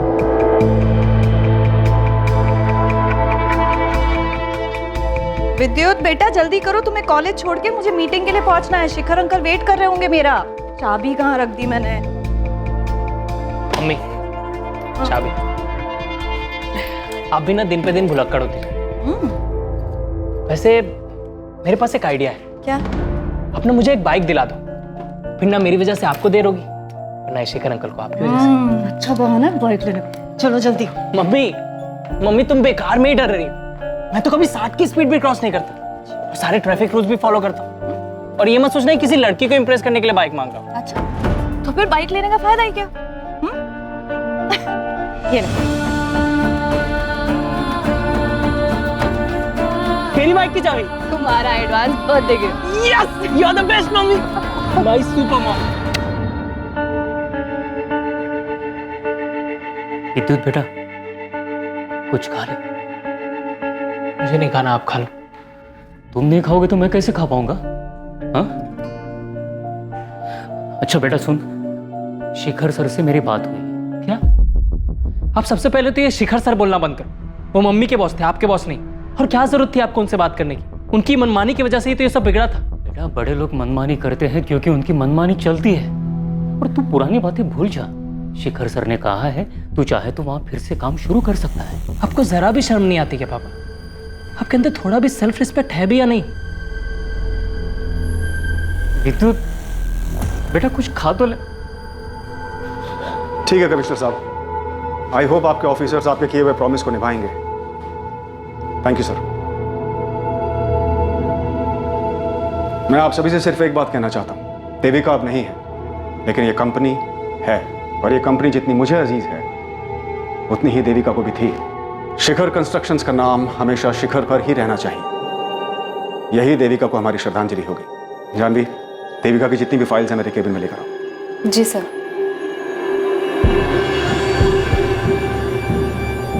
देविका, हम शिखर कंस्ट्रक्शन में पिछले 8 महीने से काम कर रहे हैं। तुम्हारा पेपर वर्क, तुम्हारा क्लाइंट कोऑर्डिनेशन कमाल का है। मैं और शेखर भैया तुम्हारे काम से बहुत खुश हैं। लेकिन मेरी मानो तो तुम डेस्क जॉब को ही कंटिन्यू रखो, क्योंकि लैंड डीलिंग और कंस्ट्रक्शन का काम तुम्हें सूट नहीं करेगा। प्रधान बिल्कुल ठीक कह रहा है। और वैसे भी तुम्हारा बेटा विद्युत अभी छोटा है और घर और काम को एक साथ एडजस्ट कर पाना आसान नहीं है।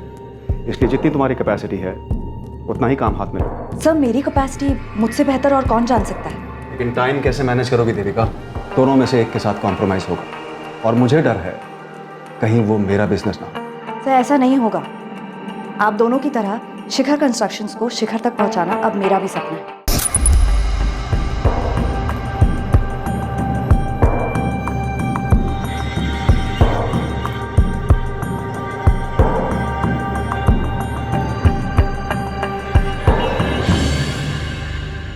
सर देखते ही देखते देविका शर्मा 10 साल के अंदर ही शिखर कंस्ट्रक्शन की सेकंड बॉस बन गई थी। देविका शर्मा का डिसीजन मतलब फुल एंड फाइनल। उस पर फिर शिखर बावेजा भी कोई सवाल नहीं उठाता था। ये शिखर कंस्ट्रक्शन शेखर बवेजा और उसके भाई सिद्धांत बवेजा ने मिलकर शुरू किया था। तो अगर देविका सेकंड बॉस थी, सिद्धांत क्या था? सर सिद्धांत की स्टोरी में ट्रेजेडी ही ट्रेजेडी है। इनफैक्ट सिद्धांत ने ही देविका को जॉब पर लगवाया था, लेकिन देखते ही देखते देविका इतनी आगे बढ़ गई कि शिखर अपने सगे भाई से ज्यादा देविका पे भरोसा करने लगा था। देविका, जवाब दो, कितने रुपए खिलाए तुमने टेंडर प्राइस जानने के लिए? सीधे से कहिए ना, रिश्वत दी, सिंपल। इसका मतलब तुम मानती हो कि तुमने रिश्वत दी? जी दी। शिखर भैया, क्या रिश्वत आपके कहने पे दी गई? सिद्धांत, तू मेरा भाई है, तेरे को यहाँ काम करना है तो कर, लेकिन देविका के फैसलों पर उंगली मत उठाना। आजकल सिद्धांत गाजियाबाद में छोटा मोटा ब्रोकर है। तो मतलब देविका और शिखर बवेजा के भाई सिद्धांत में खटास तो थी, और इतने अरसे बाद बदला लेने का लॉजिक बनता नहीं। ये देविका का पति पुरुषोत्तम और बेटा विद्युत, उन पर क्या इन्फॉर्मेशन? 2 दिन दीजिए, पूरी हिस्ट्री निकाल के देती हूँ। जल्दी बता कर। देविका के जाने के बाद क्या हाल है शिखर भाई साहब के? पुलिस तो आएगी, लेकिन तुम्हें घबराने की जरूरत नहीं, मैं सब संभाल लूंगा। ऐसे नहीं चलेगा, मुझे पुलिस को सब कुछ बताना होगा। अविनाश, बेहतर यही होगा कि पहले तुम शिखर सर से बात करो। शिखर सर मेरी बात नहीं सुनेंगे। अपना भाई, अपनी बीवी, अपनी बेटी, उनकी नहीं सुनी, मेरी क्या होगा? तो और क्या रास्ता है?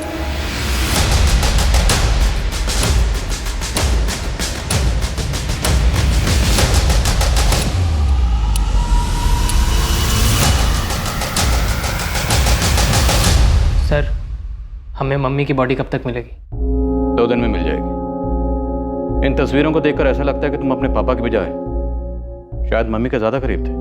जी सर, इनफैक्ट मैं तो मम्मी को सुपर मॉम कहता था। घर, ऑफिस, मेरी पढ़ाई सब अकेले ही मैनेज कर लेती थी। और देविका को नौकरी भी अच्छी मिल गई थी। शिखर सर बड़े अच्छे इंसान हैं। जब विद्युत छोटा था और कभी बीमार पड़ जाता था तो वो फौरन ही देविका को छुट्टी दे देते ताकि वो विद्युत का ख्याल रख सके।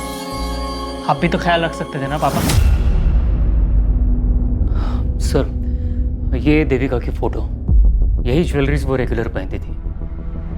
उस रात भी देविका ने यही नेकलेस और ईयररिंग्स पहने थे। रिंग की फोटो नहीं है? देविका के हाथ से रिंग भी तो गायब थी। वो रिंग देविका को 1 महीने पहले ही शिखर सर ने गिफ्ट दी थी। काफी महंगी थी। काफी दिलदार बॉस लगते हैं शिखर बवेजा जी। विद्युत का इस साल ग्रेजुएशन हो गया तो उन्होंने ट्रेनिंग के लिए उसे फौरन अपनी कंपनी में जॉब दे दी थी, लेकिन इसने पिछले महीने छोड़ दिया। छोड़ क्यों दे? सर, मेरा मन नहीं लगा। हमारी मम्मी 10 साल से वहाँ काम कर रही थी। वो इतने दिलदार किस्म के बॉस हैं। हमारी मम्मी को महंगे महंगे तोहफे देते थे। कोई एहसान नहीं करते थे। इनफैक्ट मेरी माँ ने उनके ऊपर एहसान किया था। अपनी जान दाव पे लगाकर उनकी जिंदगी बचाई थी। मनोहर, कहाँ हो तुम? पार्किंग से गाड़ी लाने में इतना टाइम लगता है? गेट इट फास्ट, हम वेट कर रहे हैं।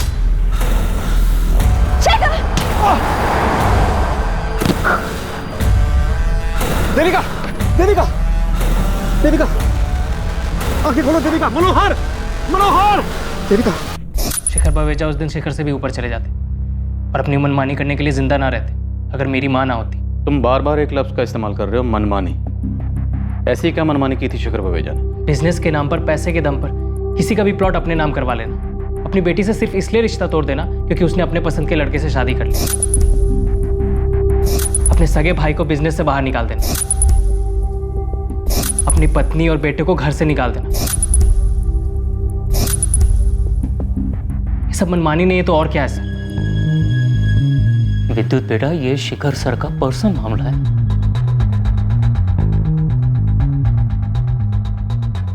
वैसे इस देविका शर्मा की कहानी में शिखर बावेजा का किरदार काफी स्ट्रांग नजर आ रहा है। और पुरुषोत्तम का किरदार काफी कमजोर। घर में माँ बेटे की इतनी तस्वीरें हैं लेकिन पुरुषोत्तम की एक भी नहीं। कुछ तो गड़बड़ थी इस फैमिली में। शिखर सर के खिलाफ बोलने की क्या जरूरत है? वो हमारी मदद करना चाहते हैं। आपको जरा भी दुख नहीं है ना मम्मी की मौत का? इनफैक्ट आपको तो ये दुख सताया जा रहा है कि कहीं जो पैसे आ रहे थे वो आना बंद ना हो जाए। इतने सेल्फिश कैसे हो सकते हैं पापा? ऐसा बिल्कुल नहीं है विद्युत। मैं भी देविका से बहुत प्यार करता था। दुख भी है उसके जाने का।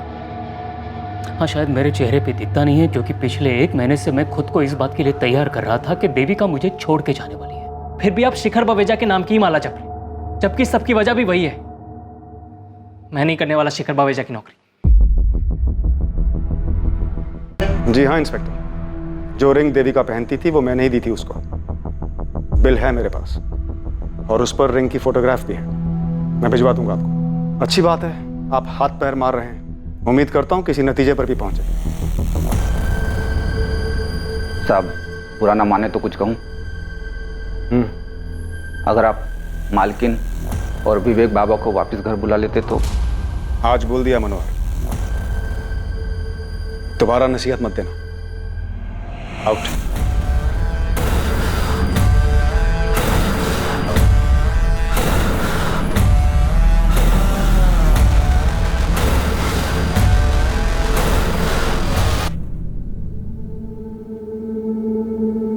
शिखर, अब तो बता दो कि सरप्राइज क्या है। लाल बाग वाली जमीन हमें मिल गई है। Oh my God, Mir Chandani को तो अटैक आ जाएगा। देविका, आज बिजनेस की बात। चीयर्स। चल, तुम्हारी तबीयत तो ठीक है ना? Good music, good mood. Please बता दो बात क्या है। खोलो इसे।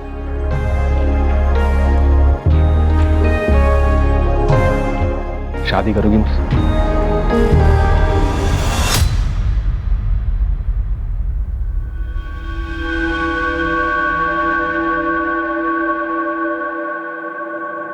$20,000 मिलेंगे इसके। क्या 2 लाख के माल? मेरा मतलब है गहनों का सिर्फ 20,000 रुपए। कुछ ठीक ठाक लगाओ ना। वो क्या है ना, मेरी माँ बीमार है इसलिए बेच रही हूँ। बेसी मिलेगा। मेरे को भी नहीं बेचना है। यहाँ पर पत्थर के दाम पे हीरा खरीदने निकला है कंजूस।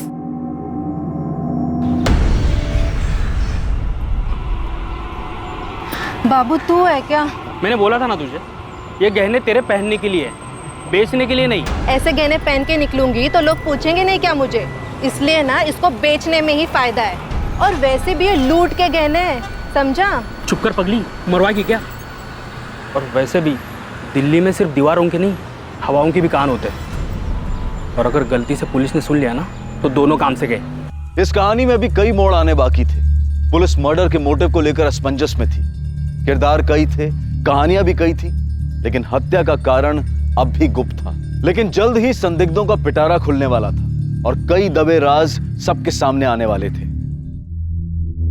शुक्रिया मालकिन। कैसे हैं वो?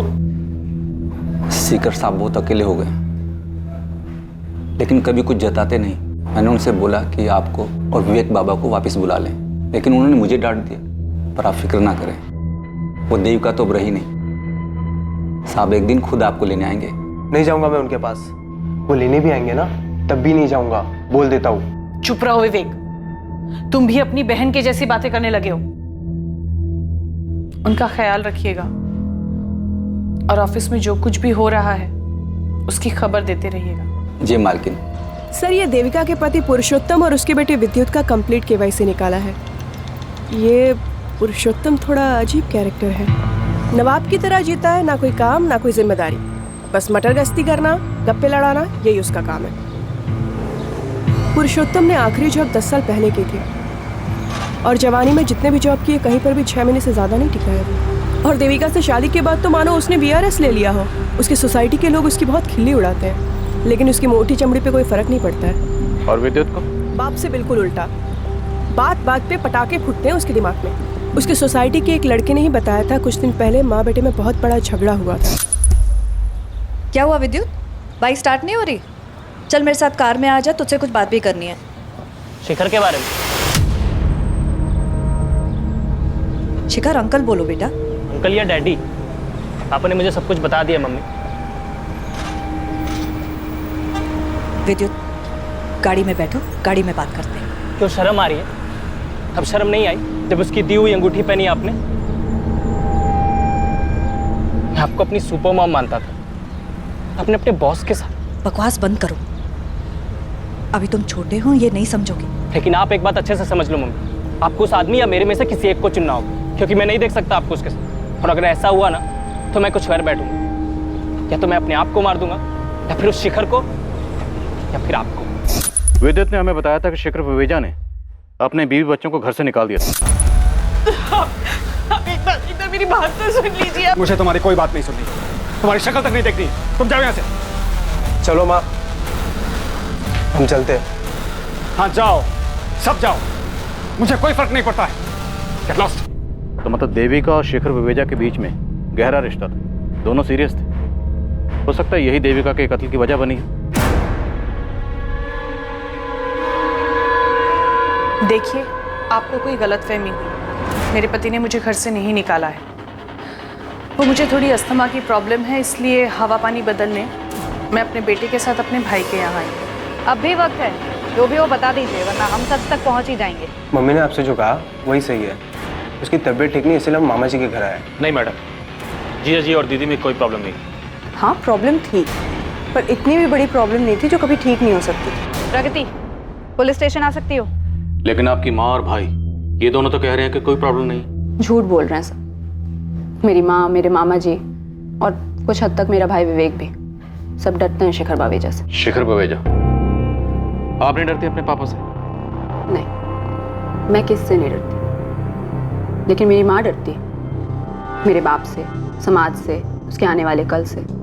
तभी तो ये बात को बोल नहीं कर पा रही कि मेरे बाप ने उसको धक्के मार के उसके घर से बाहर निकाल दिया। लेकिन देविका तो अब कभी लौट नहीं पाएगी, और देखा जाए तो देविका की मौत से तुम्हें और तुम्हारी माँ को सबसे ज्यादा फायदा हुआ है। तुम्हारी माँ वापस अपने घर जा सकती है। मेरी माँ इस बात का इंतजार कर रही है कि कब शेखर बावेजा खुद उसको उस घर में वापस ले जाने आएंगे, लेकिन मुझे पता है कि वो ऐसा कुछ नहीं करने वाले। और मेरी माँ तो खुद कुछ करना नहीं चाहती।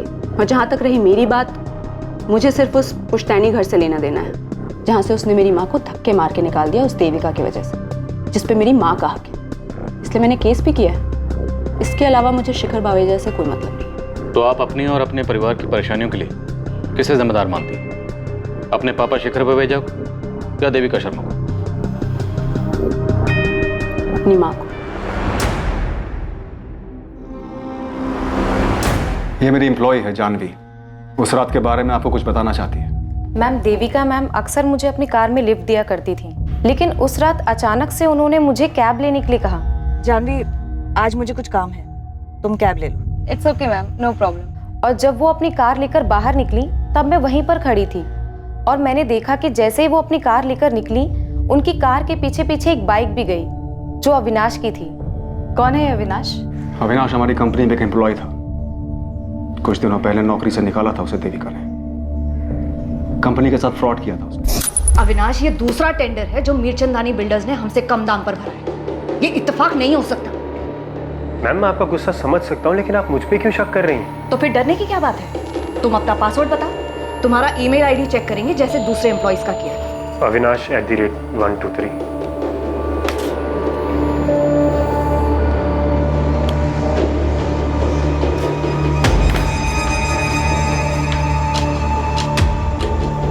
Ma'am, I have no idea ये किसने किया है। आई थिंक मेरा ईमेल अकाउंट हैक हुआ है।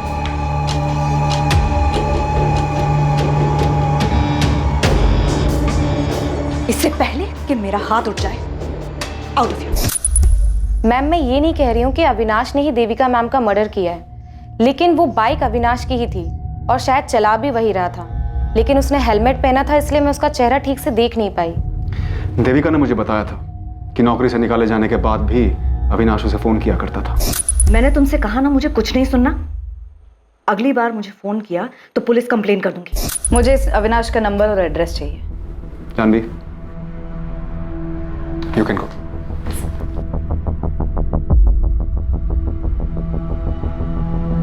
शिखर जी, हमने सुना है आपके भाई सिद्धांत ने देविका की वजह से आपका बिजनेस छोड़ा। गलत सुना है। सिद्धांत के जाने की वजह वो खुद था, और वैसे भी ये बात अब पुरानी हो चुकी है, एंड आई डोंट थिंक सिद्धांत ऐसा कुछ कर सकता है। फिर भी अगर आपको उसका नंबर चाहिए तो जानवी के पास मिल सकता है। इसका मतलब है आप अपने भाई से टच में नहीं हैं? मैं पीछे मुड़कर नहीं देखता हूँ, और आपको भी मेरी यही राय है कि सिद्धांत के पीछे पड़ने की बजाय आप मीरचंदानी बिल्डर्स के मालिक नीरज मीरचंदानी को कुरे दिए। वो आपके बिजनेस कॉम्पिटिटर हैं? जी, सालों पहले मुझ पर एक हमला हुआ था, उसी ने करवाया। जिसमें देविका ने आपकी जान बचाई थी। जी, मीर चंदानी बहुत बड़ा पैंतरेबाज है। उम्र हो चली है मगर दिमाग अब भी दौड़ता है, वो भी उल्टे कामों में। एक आखिरी सवाल, आपके और देविका शर्मा के संबंध? इस बारे में कोई सवाल। आप अविनाश और मीर चंदानी के पीछे लगे। देविका अब नहीं है, उसकी निजी जिंदगी से दूर रही। आपकी पत्नी आपके बेटे के साथ अपने भाई के यहाँ रहती है। हमने सुना है कि आपने खुद उन्हें घर से बाहर निकाला ताकि आप देविका शर्मा से शादी कर सकें। आप जा सकते हैं। पुलिस अभी अभी यहाँ से गई है। जैसा आपने कहा था मैंने अविनाश के बारे में बिल्कुल वैसा कहा है। हाँ, शिखर सर के भाई सिद्धांत का नंबर लेकर गए हैं मुझसे, शायद कोई पूछताछ करनी हो। 6 अगस्त, जिस रात देविका शर्मा का कत्ल हुआ, तुमने से फोन किया था अविनाश? जी, मैंने फ़ोन किया था देविका मैम को। मैं तब उनके ऑफिस के बाहर ही खड़ा था, लेकिन उन्होंने गुस्से में आकर मेरा फ़ोन काट दिया। मैंने तुमसे कहा ना मुझे कुछ नहीं सुनना। तुम्हारी फ़ोन लोकेशंस और कॉल रिकॉर्ड्स हैं हमारे पास। जिस रात देविका शर्मा का कत्ल हुआ, तुमने ऑफिस से देविका शर्मा का पीछा करना शुरू किया और जैसे ही उसकी गाड़ी एक सुनसान रास्ते पर पहुंची, तुमने उसकी गाड़ी को वहां पर रोका।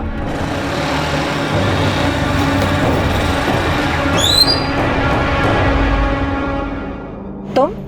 और फिर वहां तुमने देविका शर्मा का कत्ल किया और थोड़ी दूर ले जाकर उसकी बॉडी को छोड़ दी। जी नहीं, ऐसा कुछ भी नहीं हुआ था सर। मैं सिर्फ देविका मैम को मिलकर उनको कुछ दिखाना चाहता था, लेकिन वो मेरी बात सुनने के लिए राजी नहीं थी, इसीलिए मुझे यह रास्ता अपनाना पड़ा।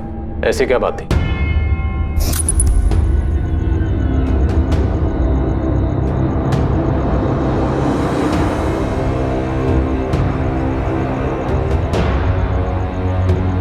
देविका मैम, अब यकीन हुआ आपको मेरी बात का? तुम कल ऑफिस आ जाओ, मैं सब ठीक कर दूंगी।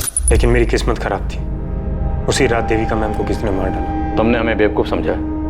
तुम हमें कोई भी झूठी कहानी सुनाओगे और हम यकीन कर लेंगे। मैं झूठ नहीं बोल रहा हूँ सर, आप मेरा फ़ोन चेक कर लीजिए, उसमें वो वीडियो भी है जो मैंने देविका मैम को दिखाई थी, फॉरवर्ड भी की थी। सिद्धांत, प्रगति, तुम दोनों एक ही बात के पीछे क्यों पड़े हो? जब तक तुम्हारे पापा खुद मुझे नहीं बुलाते, मैं नहीं जाऊंगी। और ये बात आप अपनी सेल्फ रिस्पेक्ट बचाने के लिए कह रही हैं या इस डर से कि आपके सडनली लौट जाने से शिखर बावेजा नाराज हो जाए? प्रगति, कितनी बदतमीज हो गई हो तुम। देखा चाचा जी, बात कैसे घुमा दी। भाभी, आप बेकार का डर रही, हम सब हैं ना आपके साथ। देविका जा चुकी है माँ, कभी कोई कदम तो खुद से उठाया करो। हेलो, जी हाँ मैं बोल रहा हूँ। ठीक, मैं आ रहा हूँ। किसका फोन था चाचा जी? पुलिस ने बुलाया। सर, अविनाश के कॉल रिकॉर्ड और बैकग्राउंड चेक किए, बिल्कुल क्लीन है। शिखर कंस्ट्रक्शन से फोन आया था, जानवी बिना बताए ऑफिस से चली गई और फोन भी बंद है। मतलब अविनाश की बात सही निकली? जानवी का फोन ट्रैकिंग पे डाल दिया है। शिखर बावेजा के भाई सिद्धांत बावेजा, उसको भी यहाँ बुला लिया है। ये जानवी बड़ी चालाक निकली। बड़ी चालाकी से इसने देविका का विश्वास जीता और फिर देविका को अविनाश के खिलाफ भड़काया। हमारे सामने भी अविनाश का नाम यही लेकर आई थी। हो सकता है ये शिखर बावेजा को बेवकूफ बना रही और ये सब इसने किया मीर चंदानी के कहने पर। तुम मीर चंदानी से मिलो, मैं शिखर बावेजा के भाई सिद्धांत से बात करता हूँ।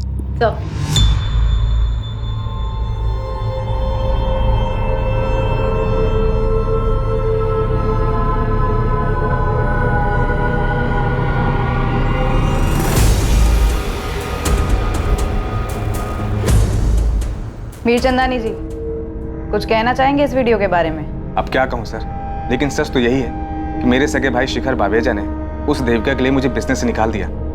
तो आपके साथ ये जो नाइंसाफी हुई उसके लिए गुस्सा तो आपको बहुत आया होगा, और ऊपर से शिखर और देविका शर्मा कहाँ से कहाँ पहुँच गए, इतने कामयाब हो गए। कामयाबी एक भ्रम है इंस्पेक्टर। शिखर को लगता है कि वो कामयाब है, देविका को भी कुछ ऐसा ही लग रहा था, लेकिन जरा दोनों के घरों में झांक के देखिए।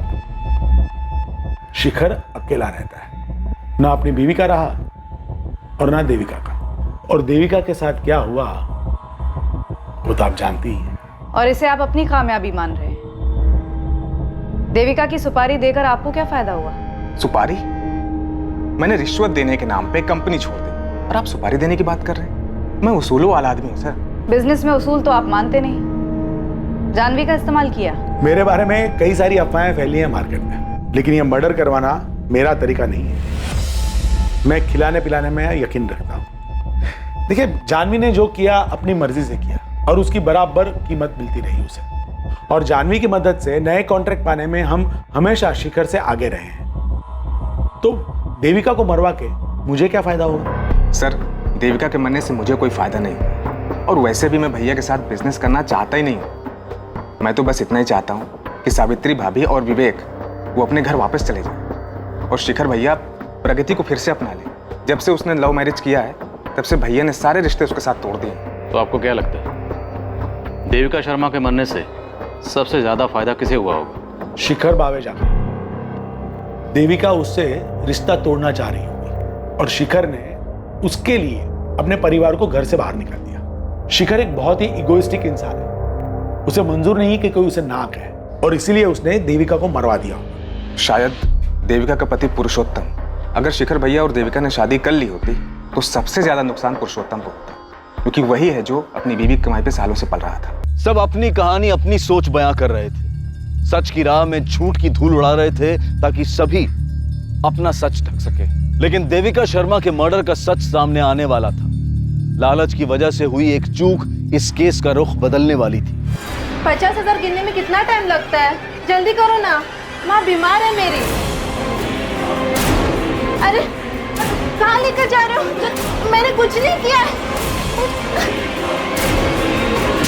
साहब, मैंने उस औरत को नहीं मारा था, मैंने बस उसके गहने चुराए थे। अरे बाप रे, क्या हुआ है? अरे देख क्या रहे हो? पुलिस को फोन करो ना। एक मिनट छोटू। अरे दिमाग खराब है क्या? क्या कर रहे हो? जाते जाते हम गरीबों का भला करके जा रहे तो क्या? पर्स में मोबाइल और पैसे थे, वो छोटू ने रख लिए और अपने गांव बेगूसराय चला गया। मैंने गहने लिए, सोचा कि अपनी बीवी रमा को दे दूंगा। गहने, पैसे सब कुछ लेकर गए, और लैपटॉप वो क्यों छोड़ा था? लैपटॉप जेब में आता नहीं ना, इसलिए छोड़ दिया। वो उस दिन हम लोग आपसे बात कर रहे थे ना, तो गहने और पैसे हमारे जेब में ही थे। और चाकू? चाकू कहाँ था? कौन सा चाकू साहब? हम लोग ने कोई खून नहीं किया, यकीन मानिए साहब, मैं सच बोल रहा हूँ। देख बे, जब तक सच नहीं बोलेगा ना तू यहाँ से जाएगा नहीं। और तेरा पार्टनर छोटू, उसका पता बोल। बोल।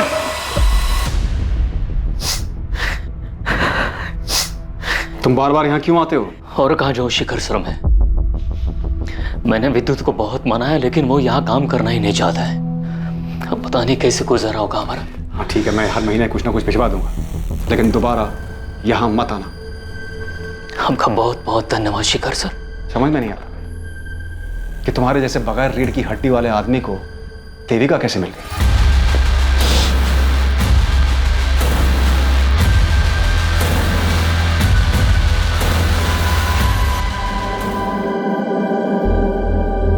ये रिंग कब ली?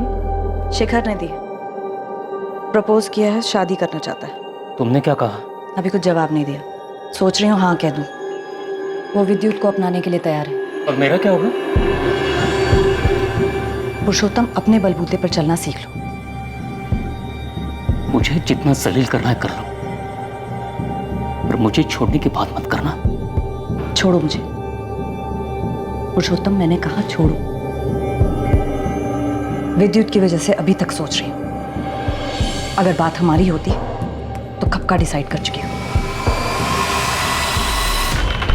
इस बाबू की धुलाई में कोई कसर नहीं छोड़ी, लेकिन वो अभी भी अपनी बेगुनाही की रट लगा रहा। सर, देविका का सामना अविनाश से भी हुआ था, लेकिन उसके खिलाफ भी कोई सबूत नहीं मिला है।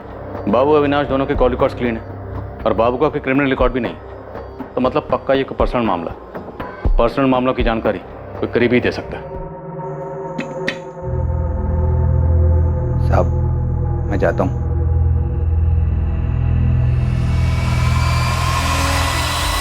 तुम फिक्र मत करो, मैं विद्युत से बात करूँ, मान जाएगा। वो कह चुका है कि अगर मैंने तुमसे शादी की तो वो कुछ कर बैठेगा। नादान है विद्युत, ऐसा कुछ नहीं करेगा। मेरी कुछ समझ नहीं आ रहा है, लेकिन एक बात तो तय है, मैं विद्युत को हर्ट नहीं कर सकती। ये सारा किया धरा पुरुषोत्तम का है। मैंने सोचा था सही वक्त पर विद्युत को सब कुछ बता दूं, लेकिन उस मतलबी ने भाड़ में गया पुरुषोत्तम। अगर वो मतलबी है तो तुम भी तो मतलबी हो। मैंने एक एक करके अपने भाई, अपनी बीवी, अपने बच्चों को खुद से दूर कर दिया, सिर्फ तुम्हारे लिए। और तुम सिर्फ अपने बेटे के बारे में सोच रही हो, मेरे बारे में कुछ नहीं। तुम इस तरह अपनी मनमानी नहीं कर सकती, मुझे नहीं छोड़ सकती। मैंने अभी कोई फैसला नहीं लिया था। लेकिन तुम्हारी ये हरकत देखकर मन कर रहा है कि तुम्हारे साथ सारे के सारे रिश्ते अभी तो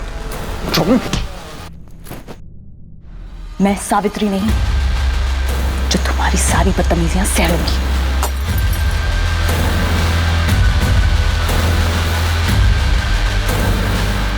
सर ये बाबू जिसे आपने पकड़ा है, क्या इसने मारा है मेरी मम्मी को? मुमकिन है, पर हमारे पास कोई सबूत नहीं है। विद्युत, एक बात बताओ, जब तुम्हें यह पता चला होगा कि तुम्हारी मम्मी शिखर बवेजा से शादी करने वाली है, उस वक्त तुम्हें बहुत बुरा लगा होगा, गुस्सा भी बहुत आया होगा। जी सर, गुस्सा तो मुझे बहुत आया था, पर मुझे पूरा यकीन था कि मेरी मम्मी मुझे छोड़कर कभी नहीं जाएगी। सर मुझे तो लगता है ये शिखर बवेजा ने ही मेरी मम्मी को मरवा दिया, क्योंकि मम्मी ने उसे मेरी वजह से मना कर दिया होगा। पर यह भी तो हो सकता है कि तुम्हारे पापा पुरुषोत्तम ने तुम्हारी मम्मी को मरवाया, क्योंकि अगर तुम्हारी मम्मी शादी करके शिखर बवेजा के पास चली जाती, तुम्हारे पापा पुरुषोत्तम, उनकी सारी ऐशो आराम खत्म हो जाती।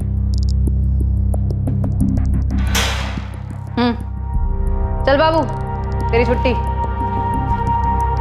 सच में मैडम, वो खूनी मिल गया आपको?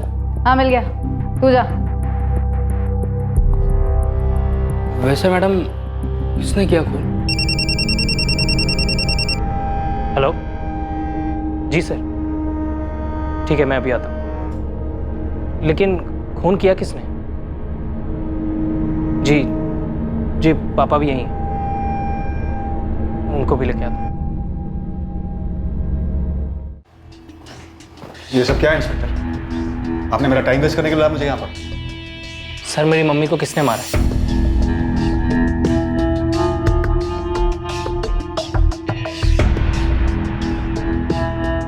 शेखर जी, आपका वफादार नौकर मनोहर कहाँ?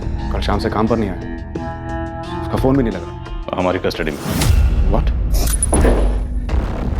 जैसे ही देविका जी ऑफिस से निकली, मैंने बल्ली को एसएमएस किया। हमने पहले से प्लान बनाया था। देविका जी के घर के रास्ते पर एक सुनसान जगह पड़ती है, वहाँ बल्ली पहले से ही घात लगाए बैठा था। हाँ बल्ली भाई, काम हुआ? जब मुर्गी आई ही नहीं तो हलाल क्या करूंगा? क्या? ये कैसे हो सकता है? तूने बोला था कि 15 मिनट लगेंगे, आधे घंटे से यहीं खड़ा हूं मैं।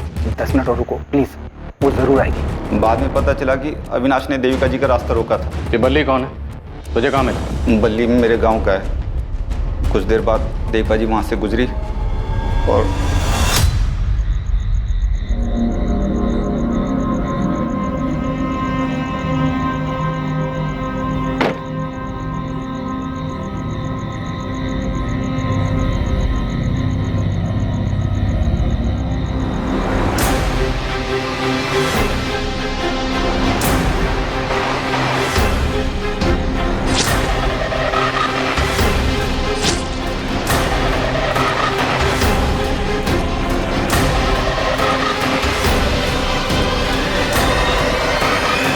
किसके कहने पर किया ये सब?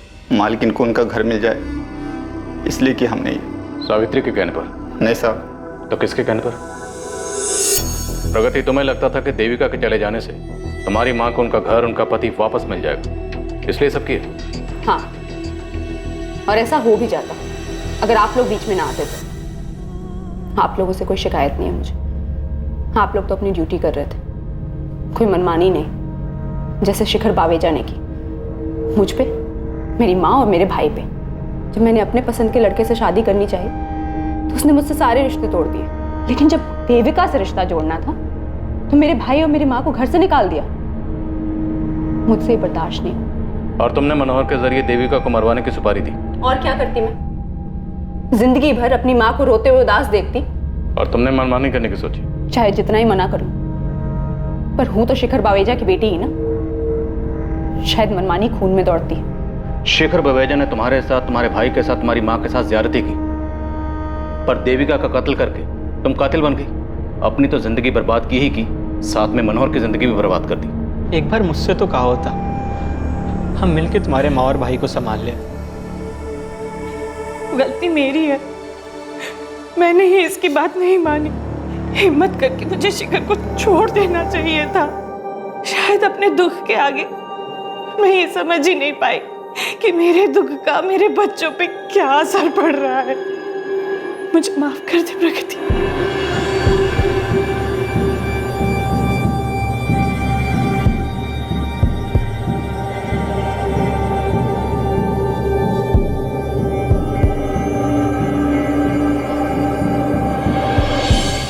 एक हफ्ते के अंदर पुलिस ने सुपारी किलर बाली को भी गिरफ्तार कर लिया। प्रगति ने जो भयंकर कदम उठाया वो बिल्कुल गलत था। क्राइम किसी समस्या का हल हो ही नहीं सकता। अगर शिखर और सावित्री ने वक्त रहते अपने बिगड़े हुए रिश्ते खत्म कर दिए होते, दोनों अलग हो गए होते, तो शायद प्रगति के मन में नफरत इस हद तक नहीं पनपती और वो नहीं होता जो हुआ। कुछ लोग ये तर्क जरूर दे सकते हैं कि देविका इस परिवार को तोड़ने की जड़ थी, लेकिन किसी तीसरे को दोष देकर यह हकीकत नहीं बदली जा सकती है कि दरअसल शिखर और सावित्री ही अपने परिवार में मची तबाही के लिए जिम्मेदार थे। एक खोखली शादी को सिर्फ इसलिए बरकरार रखना ताकि बच्चे और माँ बाप दोनों एक साथ रह सकें, ये किसी समस्या का हल हो ही नहीं सकता। अब मैं अनूप सोनी आपसे विदा लेता हूं, फिर मुलाकात होगी एक और नए केस के साथ। देखते रहें क्राइम पेट्रोल सतर्क, रात 11 बजे सोमवार से शुक्रवार। और याद रखें, क्राइम और आपके बीच में सिर्फ इतना फर्क है कि आप कितने सतर्क हैं। सतर्क रहें, सुरक्षित रहें। जय हिंद।